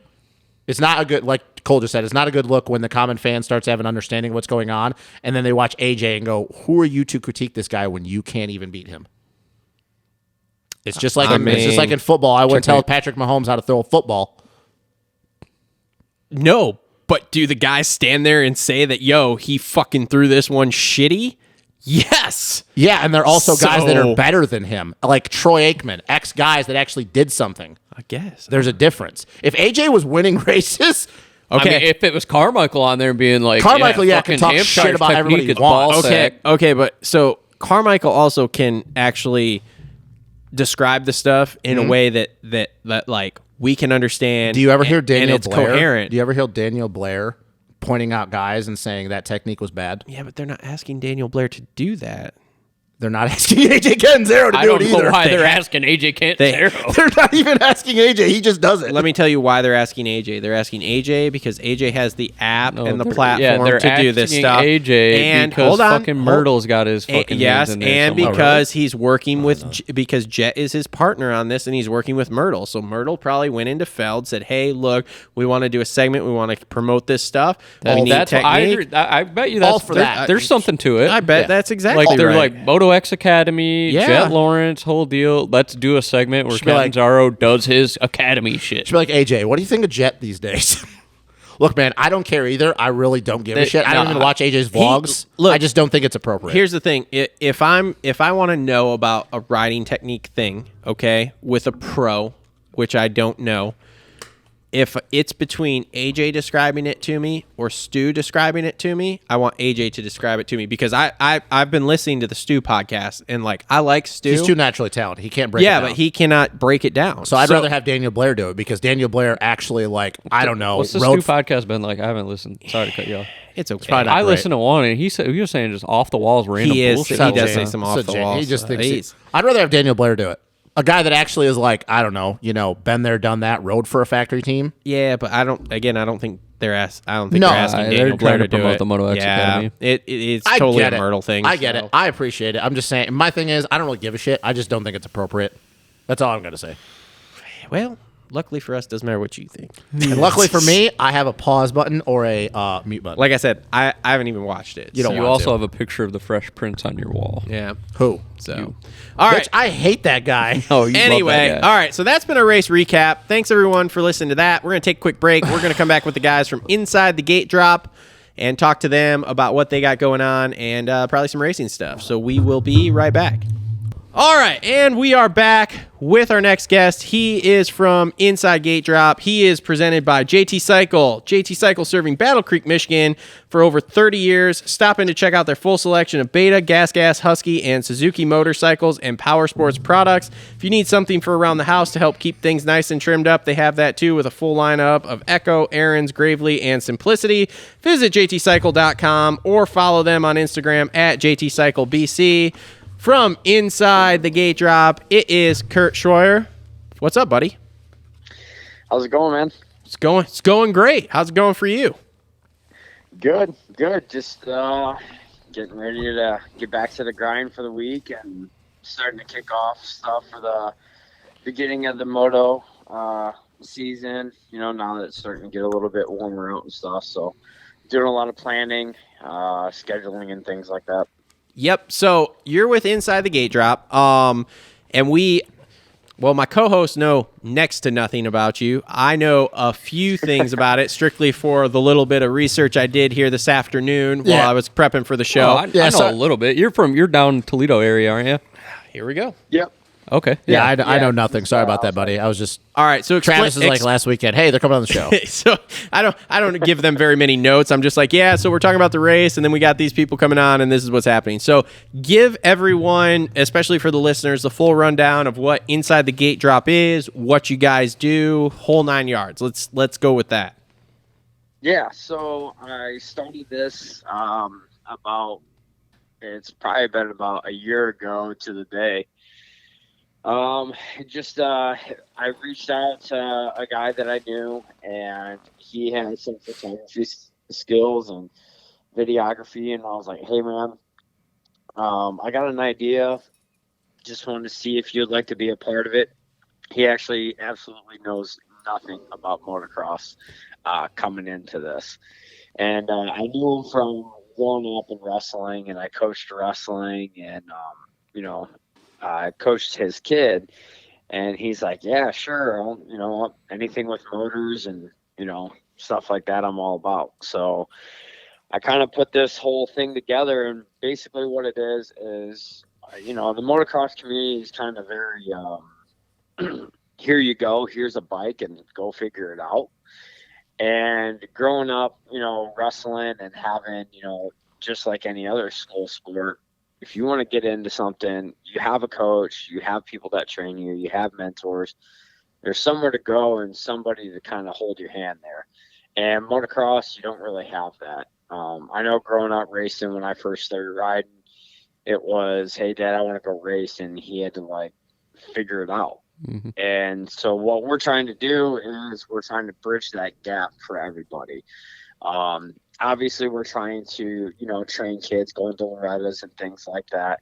But the big goal is, once somebody gets a bike from a dealership, that dealership should, right away, whether it's, Sheets Motorsports or Honda East or Championship Power Sports down here, like, they're going to give them our business card. They're going to let them know, hey, you can do training out at Delta Raceway, one of our local tracks here. These guys are going to teach you how to, do the basic fundamentals. And then, after you start getting acclimated with the bike, if you want to keep pursuing it, you can train with us from there on out. So trying to give people a mentor with whether it's strength and conditioning and nutrition, also with the training side, and just making sure people are having fun and feel like they're not being left out, and have a place to go when they're at the track. Okay, cool, man. So, how many of these camps do you guys try to do every year? Like, do you do a few? Do you do a dozen? Like, are you every single week in and week out from the time the weather gets nice until it goes away, or what's the deal with that? Yeah, so last year was kind of just like a test run. I just wanted to see how it would work out. We actually had quite a bit of success. So we started doing camps. It was like every 2 weeks on a Thursday from 5 to 7:30, 5 to 8. And, I kind of structured it the way like I've always ran like wrestling practices and stuff. I kind of just converted that structure over.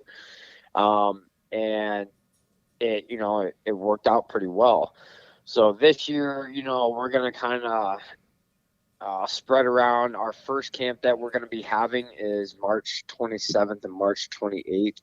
We actually partnered up with Rob Beam with Moto E. And so we have, Delta Raceway is a training, facility with him that we partnered with. So we have a Loretta Lynn's, kind of like a boot camp going that weekend. And then also we have camps every Thursday this year. So we're going to be doing camps every Thursday. Cool. Now, do you guys do a big crowd, a small crowd? What's your class size usually? Class size, pretty much anybody from, my son who just turned 6, from 4 or 5 years old, all the way to, guys our age that are in their 30s. I've had guys show up that were in their 50s, guys that I know pretty well, and they're just like, hey, I want to come out, wanted to support it, learn a few tricks and tips. And so we have, usually around 15 to 25 people will come out. We break them off into sections. Last year we had 3 coaches total, including myself. We had Stephen Kyle, who is a local pro rider here, and then we also have RJ Schroyer, who is a local pro rider. And they're great people, great coaches. They did really well with the kids and stuff like that. So it worked out pretty well. Okay, cool, man. And then they just go to your guys' website to find the camps and like register for them and stuff? Yeah. So inside gatedrop.com, and then, we'll have a lot more of our information. We're just kind of finalizing schedules right now, making sure we're not interfering with other tracks around us and what they got going on. We're trying to, I've grown up riding at, a lot of the tracks around here, like, Super Coops and Milan and Log Road and, Dalton, SVR, and the tracks down this way. And my biggest thing is I kind of want to work as a team with all these guys and be an asset if I can at their tracks, and then also just make sure that we're not interfering with any of their schedules. So makes sense. Now, are you guys registered with the United States Coaching Association? USMCA. Yeah, USMCA. Are you guys registered with them, or you're not involved with them at all? Okay. I'm not. I have my own. I guess I have my own like I don't know. I've been a wrestling coach for 12 years now. You know, I have all my certifications through wrestling, my pupils activity, my CPR, my concussion testing, things like that. So I haven't really had the urge to do that motocross coaching certification just because I feel like, you know, I feel like you're probably already more have those legit than requirements. them anyway, right? Yeah, but I think the benefit of it is like you get the people that don't know anything about the sport and they go on. That's an app, right? The motorcycle coaching thing. I don't know. To be I honest, think I I don't was know much on it about one that time, either. and it's basically I just think like an so. advertising platform, or they can go on there and be like, "Oh, Kurt Schroyer, he coaches," Yeah. and then all the contact information kind of thing. I think that, yeah, and I think that would be cool, and I'm definitely gonna look into it. It hasn't been a big like thing on my checklist I need to do right away. I think, you know, if I was young into coaching and didn't have, you know, a lot of experience with it, it'd be something I'd be like, hey, I should probably get into this. But I'm still probably gonna, you know, I still want to do it regardless for that reason. So if there are people that hop on that website, they can see that I'm a coach within the area. Okay. Yeah, and I think like so I know quite a few people down in your area and stuff, but it's a tight knit group down there. So I mean, word of mouth, I'm sure spreads pretty easily, and then you got assets like Dervage and Mitch Gerwin and all those guys that'll put a good word out. So. Yeah, we, you know, Greg Dervage, he's one of my really good friends. He's actually my financial advisor as well. Yeah, I know Greg really well. Oh, yeah. I used to ride for Championship, so I know Jim and all those guys really well. Great guys. Okay, cool. Yep. Super awesome people. And then Mitch Gerwin, you know, he's my cousin. And so we kind of got a deal going where, you know, he's kind of sending people my way, and if for some reason nobody, you know, if these people haven't been out to him yet, like I make sure that they're getting over there, because, you know, I rode for Mitch, you know, the past 10 years with his suspension, and I've had a lot of success with it. And he does a really good job. Him and one of our really good friends, Tyler Powell, works for him, and they do such a good job over there, and you can tell that they're just 110% committed to what they do, and it's pretty cool to see the work that they have coming out of their shop, and just glad to be, you know, a part of, you know, their program as well, with making sure that the kids have good bikes and that, you know, the bikes have good athletes for, you know, so it's pretty cool. Sweet. Okay. Hey, I got a question for you. What's going on with MX Express? Did they shut that down for good, or what's the deal with that? Yeah, pretty much. I don't know what I can and can't say. I pretty much know everything that's going on behind that. Yeah. I just don't know what can and cannot be said as of right now, but I just know that they're pretty much shutting it down, and it looks like it's not going to be opening back up. Okay. Yeah, that was my question. Is was there a possibility of seeing it come back? I know it was there a while ago, like I don't know, 03, 04, kind of back in that era. Oh, we got dogs barking in here. Yeah, and then they were able to open it back up, and then now it looks like they're going through some issues again. But I enjoyed riding at that place. It was pretty cool for where it was. So just a shame to see another one go. Yep. Yeah, it was a cool little track. I used to ride there back when I was on the 80s, you know, back in early 2000s and stuff, and that was one of my favorite tracks as a kid growing up. The place was sweet, and, you know, had a couple big jumps there, and yeah, it was a lot of fun. But from what I understand, it's not gonna reopen no matter what, and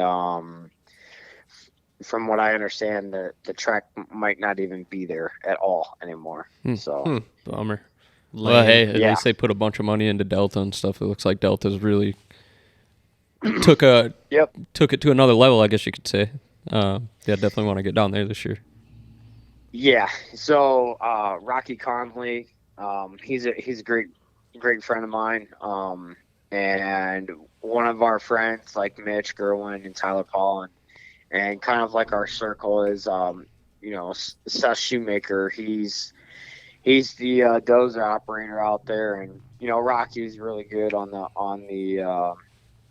dozer and stuff too. But Seth is extremely talented when it comes to that stuff, and Rocky's been the same way, 110% dedicated to that track, and it's really shown over the past year.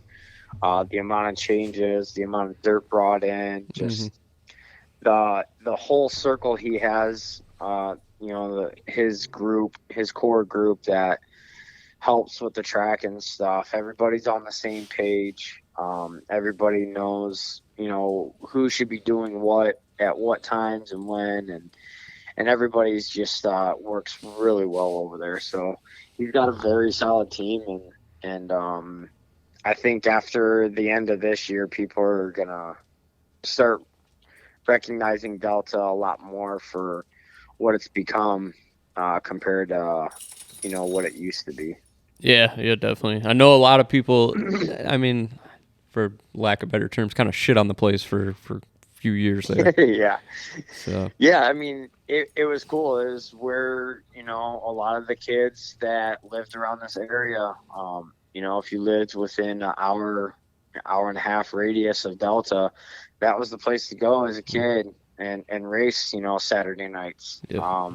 It was super cool back, early 2000s and stuff like that. That, it was pretty packed, had a lot of fast riders there, and then, things change, and it just kind of had a reputation that wasn't that great for a while. And then they had some lease agreements with some other people, and then Rocky came in, and once he got the keys to that place, man, it just changes started happening really quick, and all for the better, for sure. Heck yeah, definitely on my list to get down there this year for sure. I don't know about you guys. What about you, Travis? I don't know.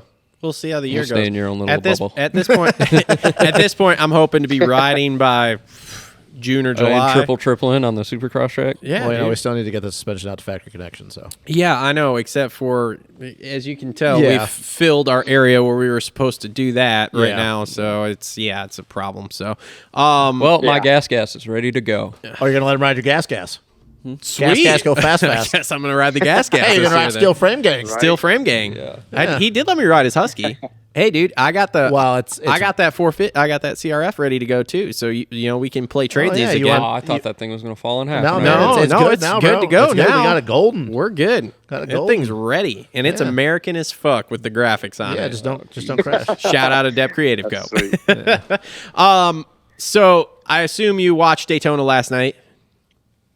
I did. I actually watched it this morning. Okay.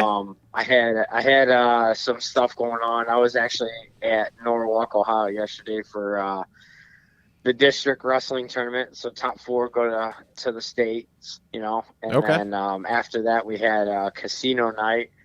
So I was doing all that stuff. So this morning my son and I we kicked back and watched it, and man, that was super awesome. I feel like I want to It's talk. pretty cool. I feel like I want to talk wrestling with this dude off camera. Wrestling like Goldberg, like no, the Undertaker? freestyle wrestling, Oh. like college wrestling, Yeah, like, Olympic wrestling. high Jesus. school, college. So not like WWE. No, or- man, no, not Yeah, W. Good what lord. the fuck? stuff. You thought you was talking like No, I know Stone what Cold Steve Austin shit? I'm making a joke. You know what? okay? It fell on its face. No, it didn't. It was funny. It was only funny to What you. about Brock Lesnar? Can we talk about him? Well, he was actually a UFC fighter, so Yes, he's actually a real he was man. a real wrestler. He was Yes, a I real know. man. He was a college wrestler. Yeah. too. Yeah. Minnesota, Yes, bro. I do know. Although I only know him for Guardians of the Galaxy, so it's fine. Oh my god, that's Dave Batista. Oh, whoops. Yeah, so I'm in the wrong category there. The dude that used to throw the pinky up. That's hilarious. I don't know. Anyways, so Jesus. back to the Daytona race from yesterday. Yeah. What are your thoughts on the whole?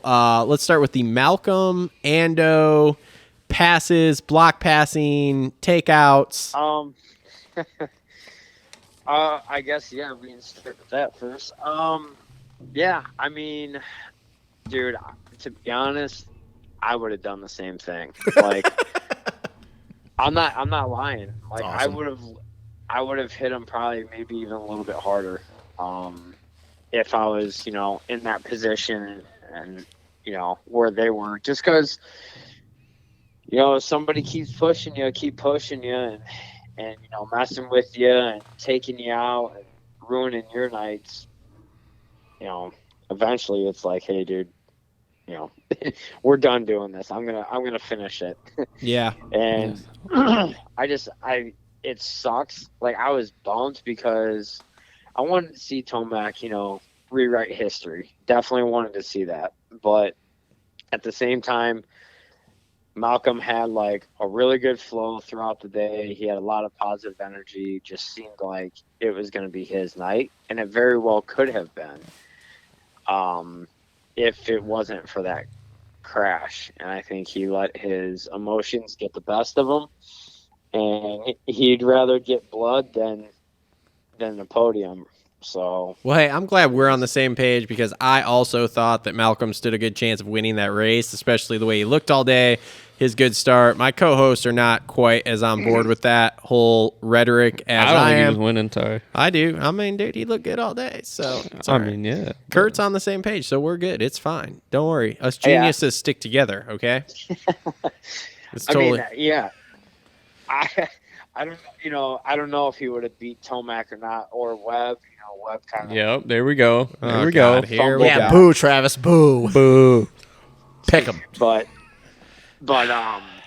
it would have been cool to at least see him get a podium at Daytona for sure. Yeah. Instead of going for the kill. But hey, sometimes you just you can't let that stuff slide. You gotta make sure it's known that you're not gonna take shit from somebody else. I wish he would have waited a little bit. I think the sand corner on the third corner of the night was a little excessive. Yeah. Yeah, right. So next question: who you got for this title? You got Ando or you got Tomac? Because this has been a big topic of discussion for us here tonight.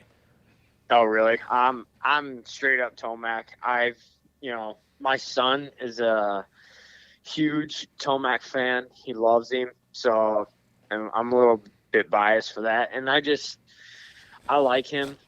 I think I can relate to him more than any rider out there. He just seems like he's like down to earth, hard-working, humble dude that just like doesn't care about all the drama of the Instagram type stuff, and he's got military in his family, and I don't know, the dude is just he's probably the most underrated badass rider of our sport. Like, the amount of wins that he's had and the raw speed that he has, like, nobody can do what he does on a bike, especially outdoors. Like, the dude is unreal when it comes to outdoors when he's on. It's like something you would see from Carmichael or Stewart. And I just don't think he gets that type of respect that he should. But I think people are starting to realize he's still the real deal. Yeah, no, I agree with that. A lot of people shit on him just because he doesn't have the number one plates he should have. But Yeah, I a lot think of he's people. definitely on his Justin. way to the. I think he's definitely on his way to the Hall of Fame. That's for sure. Yeah. Oh yeah. But it's frustrating watching a dude, fumble a championship, 2-3 years in a row that he should have. He should be a 4-timer going for his 5th right now. Yeah. Or at least 2 or 3. Yeah. And it just sucks watching a guy so talented like that screw up and drop the ball. But that's a part of the sport, and shit happens. So. Yep. All right, so final race topic here. We had a discussion about this right before we got you on. If Jet wins this title, is there an asterisk next to him winning this title? No. Thank you. Mic Absolutely. drop. I'm done. Fuck you guys. I'm out. Oh, my God. Put an asterisk next to this There's title. no way. Thank you. There's no way. That kid is so fast. And I'm not being biased because I ride Honda. My number's 18 or anything like that. Oh, now it's bad. Oh, God. But I think That you and kid Travis here are the is- same person. I think so too. And we also know that Johnny Hopper and you just are like Travis. So yeah, just same person. All the No, cool guys are doing it. I'm not a fan of Johnny Hopper. Oh, No, that's Travis's boy. He comes on here a little bit. That's Travis's boy on the show. Hey, look, it's okay for everyone to have their opinion. Really? Me So- and Johnny do really? get, You except just- for you. You fucking suck all the Yeah, time, I can see you just Justin. contradicted yourself But- big time, bud. But it's okay for the guests to have their own forget. opinion. Listen, I forget what topic it was, but there was, I don't know. It was like a year or two ago. People were hating on the Worx parts thing, but I was No. like, I was kind of on board like, with that's that. been true for a long time. Yeah, What's that? the Worx parts, taking the parts away. Taking parts off of Worx or factory bikes during the season, and nobody thought it happened when that's been going on for a long time. Well, and then Millsaps came on and debunked that whole theory. Or you could go Star, Jeremy Martin, Alex Martin, 2015. Never mind. Yeah, that whole deal. talk I don't know about that. a whole rabbit hole, but yeah, a lot of Anyway. people gave him shit for that. Hey, Right, look, right. point being, there's no asterisk next to Jet winning this title. So We have a disagreement. It's fine. We all can disagree. We've been No, disagreeing you're- this whole entire show, That's bud. fine. Your opinion yeah. just fucking Well, I guess- sucks. And us geniuses over here are going to stick together. I hate you. It's fine. We'll stay on our side of the table over here. Why would he have an asterisk? I don't know. Why don't you ask these two dumb fucks across the table from me because they're the ones that brought it up. my Let her rip, God. Justin. Yeah, go ahead, Justin. All right, explain so this. my thing is that we all know that Jet has been the favorite to win the last 2 years. He can't stay on two wheels, maturity, whatever. Probably would have been the favorite to win the West Coast before he got hurt. And we know that speed is not the issue. We know top end speed. He's probably the number one guy. He won Minneapolis. He struggled in Arlington. He didn't win that round. We got 2 rounds in. Guys like Fortner, J Mart, whether my co-host over here thought that J Mart was never going to be a title guy or whatever. A lot of people in the industry thought he was, but it was pretty much Fortner.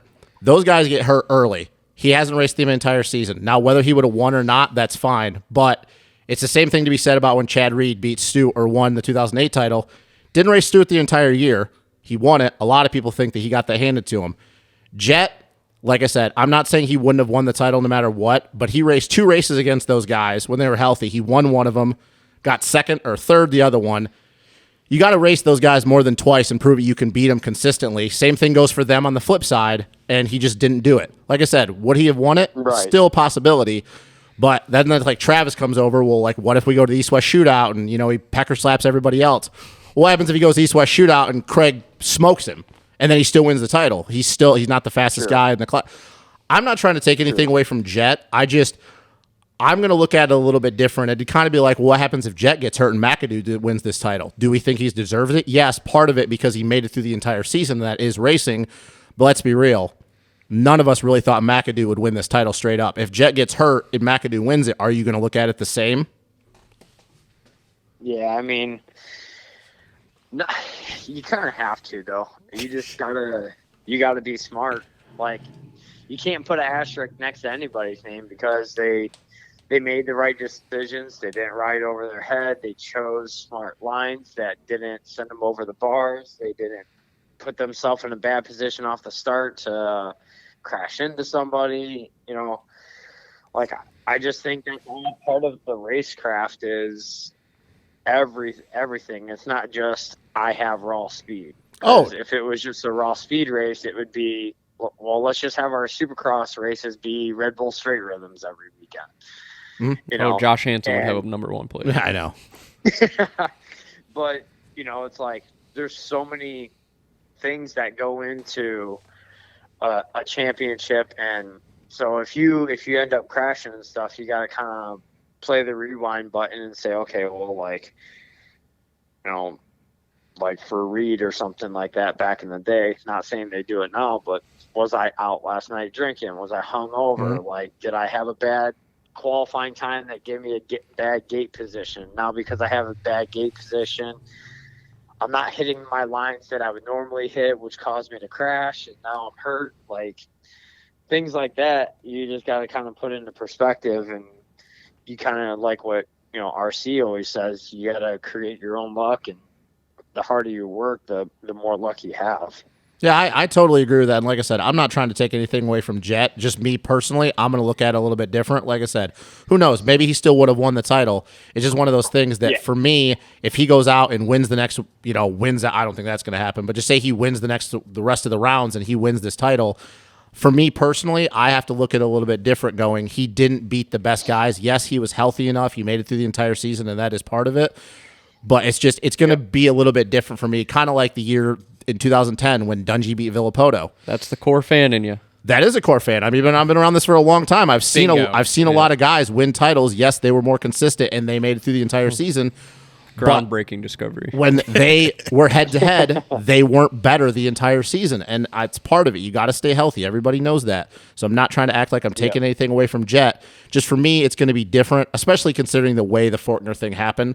J Mart, like I said, whether you want to call him a title pick or not, but with the Fortner thing, like, it's just unfortunate how that happened because that wasn't even Fortner's fault.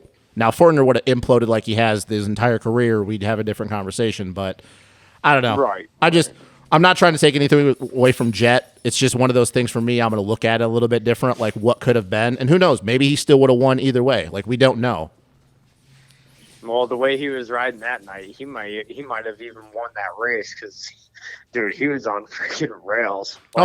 Anything, yeah. I don't know for how sure. you catch a guy like Fortner, who's in years past he was super fast, and like for him to just be gaining that much time on him per lap was pretty impressive. And the kid's fast. He seems like he's got the whole package going. Sometimes he just rides over his head, but I think it's badass though.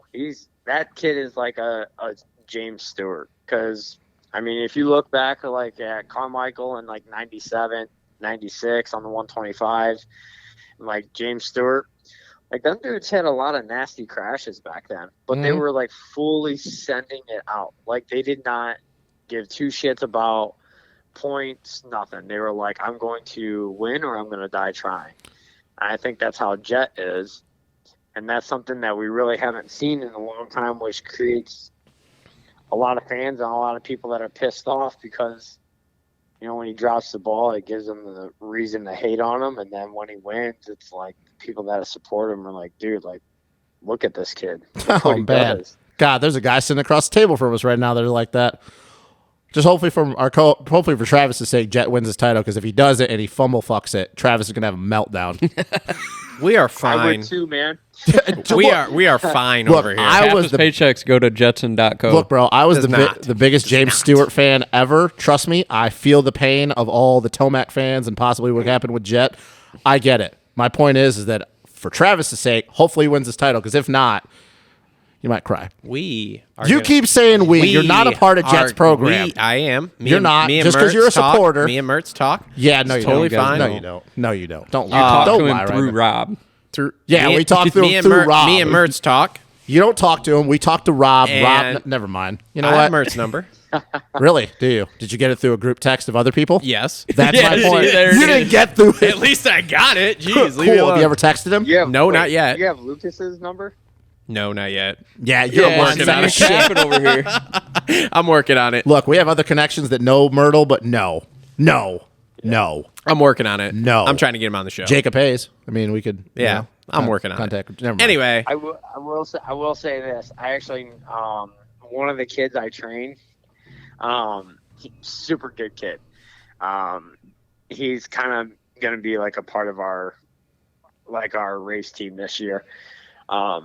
And his sister, I hope his dad doesn't get pissed at me for telling you guys this, but his sister actually is like really good friends and texts Jet all the time. Like they're actually Oh boy, legit friends. that is fucking awesome.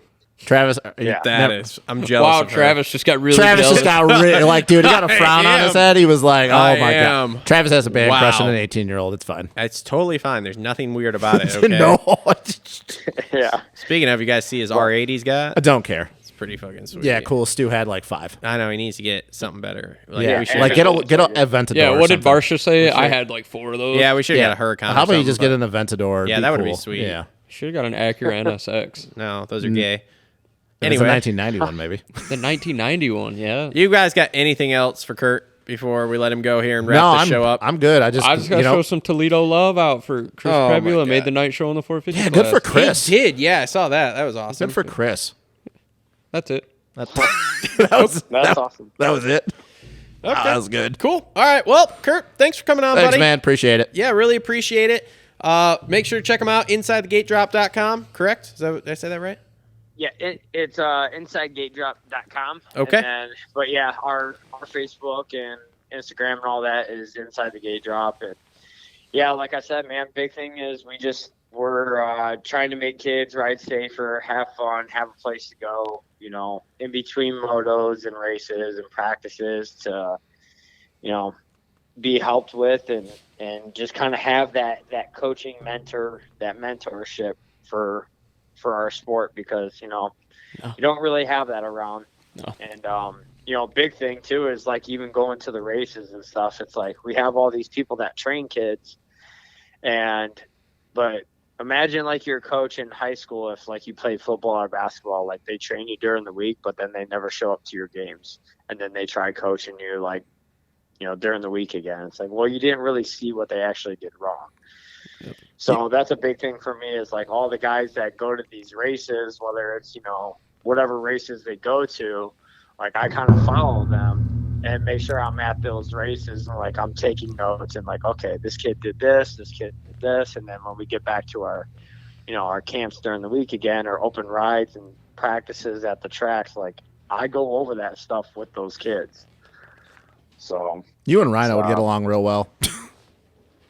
yeah, I you know what? It's funny you say that, because I feel like I would be actually like good friends with him. Oh, I feel for like sure. we would Yeah. get along really well. For sure. No, I like your mission and stuff too. Like I like the goal. Like yeah.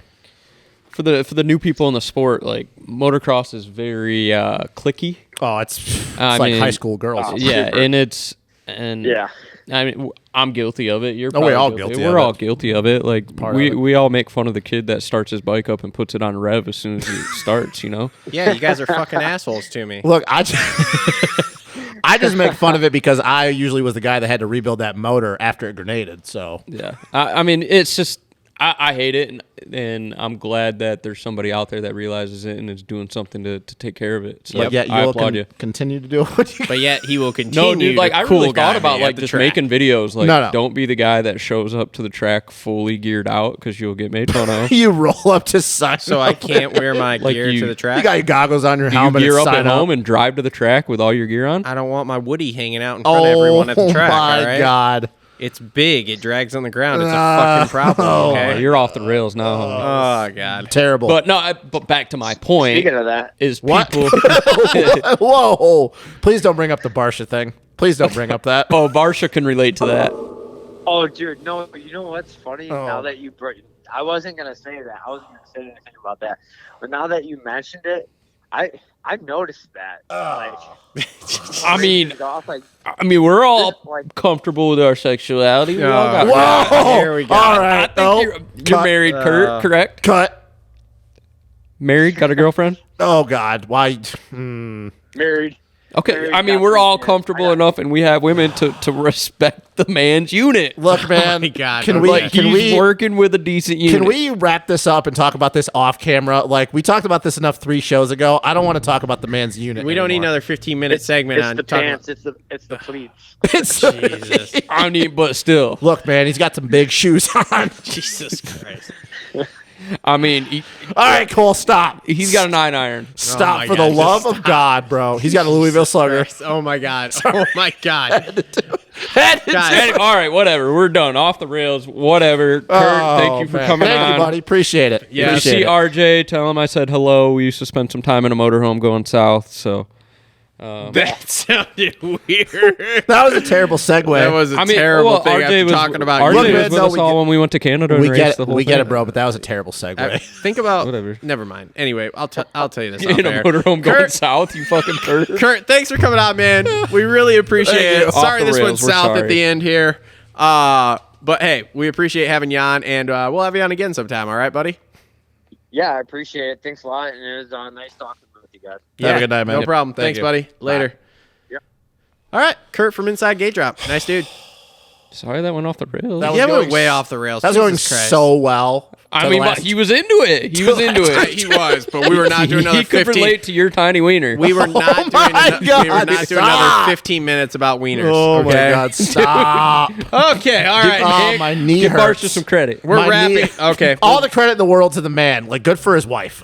we're wrapping this up. We have stuff to do. All right. So Shut the fuck this up. has been an, I'm muting you two. I'm muting you two. All right, this has been another episode of the Moto Aftermath Show presented by TLR Coatings, Energy Fuel, Premier Custom Trailers. Thanks to all our sponsors there on board: Alias Sport, Dirt Bike Depot, JT Cycle, Adept Creative Co, Gutter Works, Isaac Nelson Designs, Holester Co. Check them all out. Links in the description. Who You two win? fucking morons. Who wins Detroit? Kyle Chisholm on the Star Yamaha, which we didn't even get to talk Breaking about. news: Eli Tomac and Jet. Jason Anderson and Jet. Jason Anderson. You were searching so hard to say Jason somebody else. Anderson Enzo Lopes. and Jordan Smith. God, that'd be Wow. awesome. I would love to be there when Smitty gets a win, and I could look you right in the eye and go, "Fuck you." And then the next week he hits the I don't jack know. on I the don't know. out. I'm just thinking Jet tucks the front wheel or something. But Jordan Smith, God, I I hope remember so. that one race he won it. That was his breakthrough win. Yeah, at on the Detroit. KTM. That was Yeah. great. That was a good one. So Yep. Yeah, so, where him good and, vibes. Good vibes. Him and Joey got into in that race. yeah. Good vibes. Anyway, all right. Thanks everyone for Thank you. joining us. Episode 193. We'll be back next week to talk about Detroit, which we are all going to. Right? You're going to. Oh, right? I'll be there. Are we Okay, doing vlogs? cool. Are we doing vlog? No, we have Sater doing stuff. Oh, I'm that's right, No yep. longer carrying a camera to the race at all. God, I love Oh, it. I am So- for St. Louis. All right. Well, St. Louis. Okay, we can do maybe. some. We can do some I stories don't on the know. way on the drive down. Yeah, whatever. So anyway, all right. Thanks everybody Thank for you. tuning in. We'll see y'all next week. Doses. I could be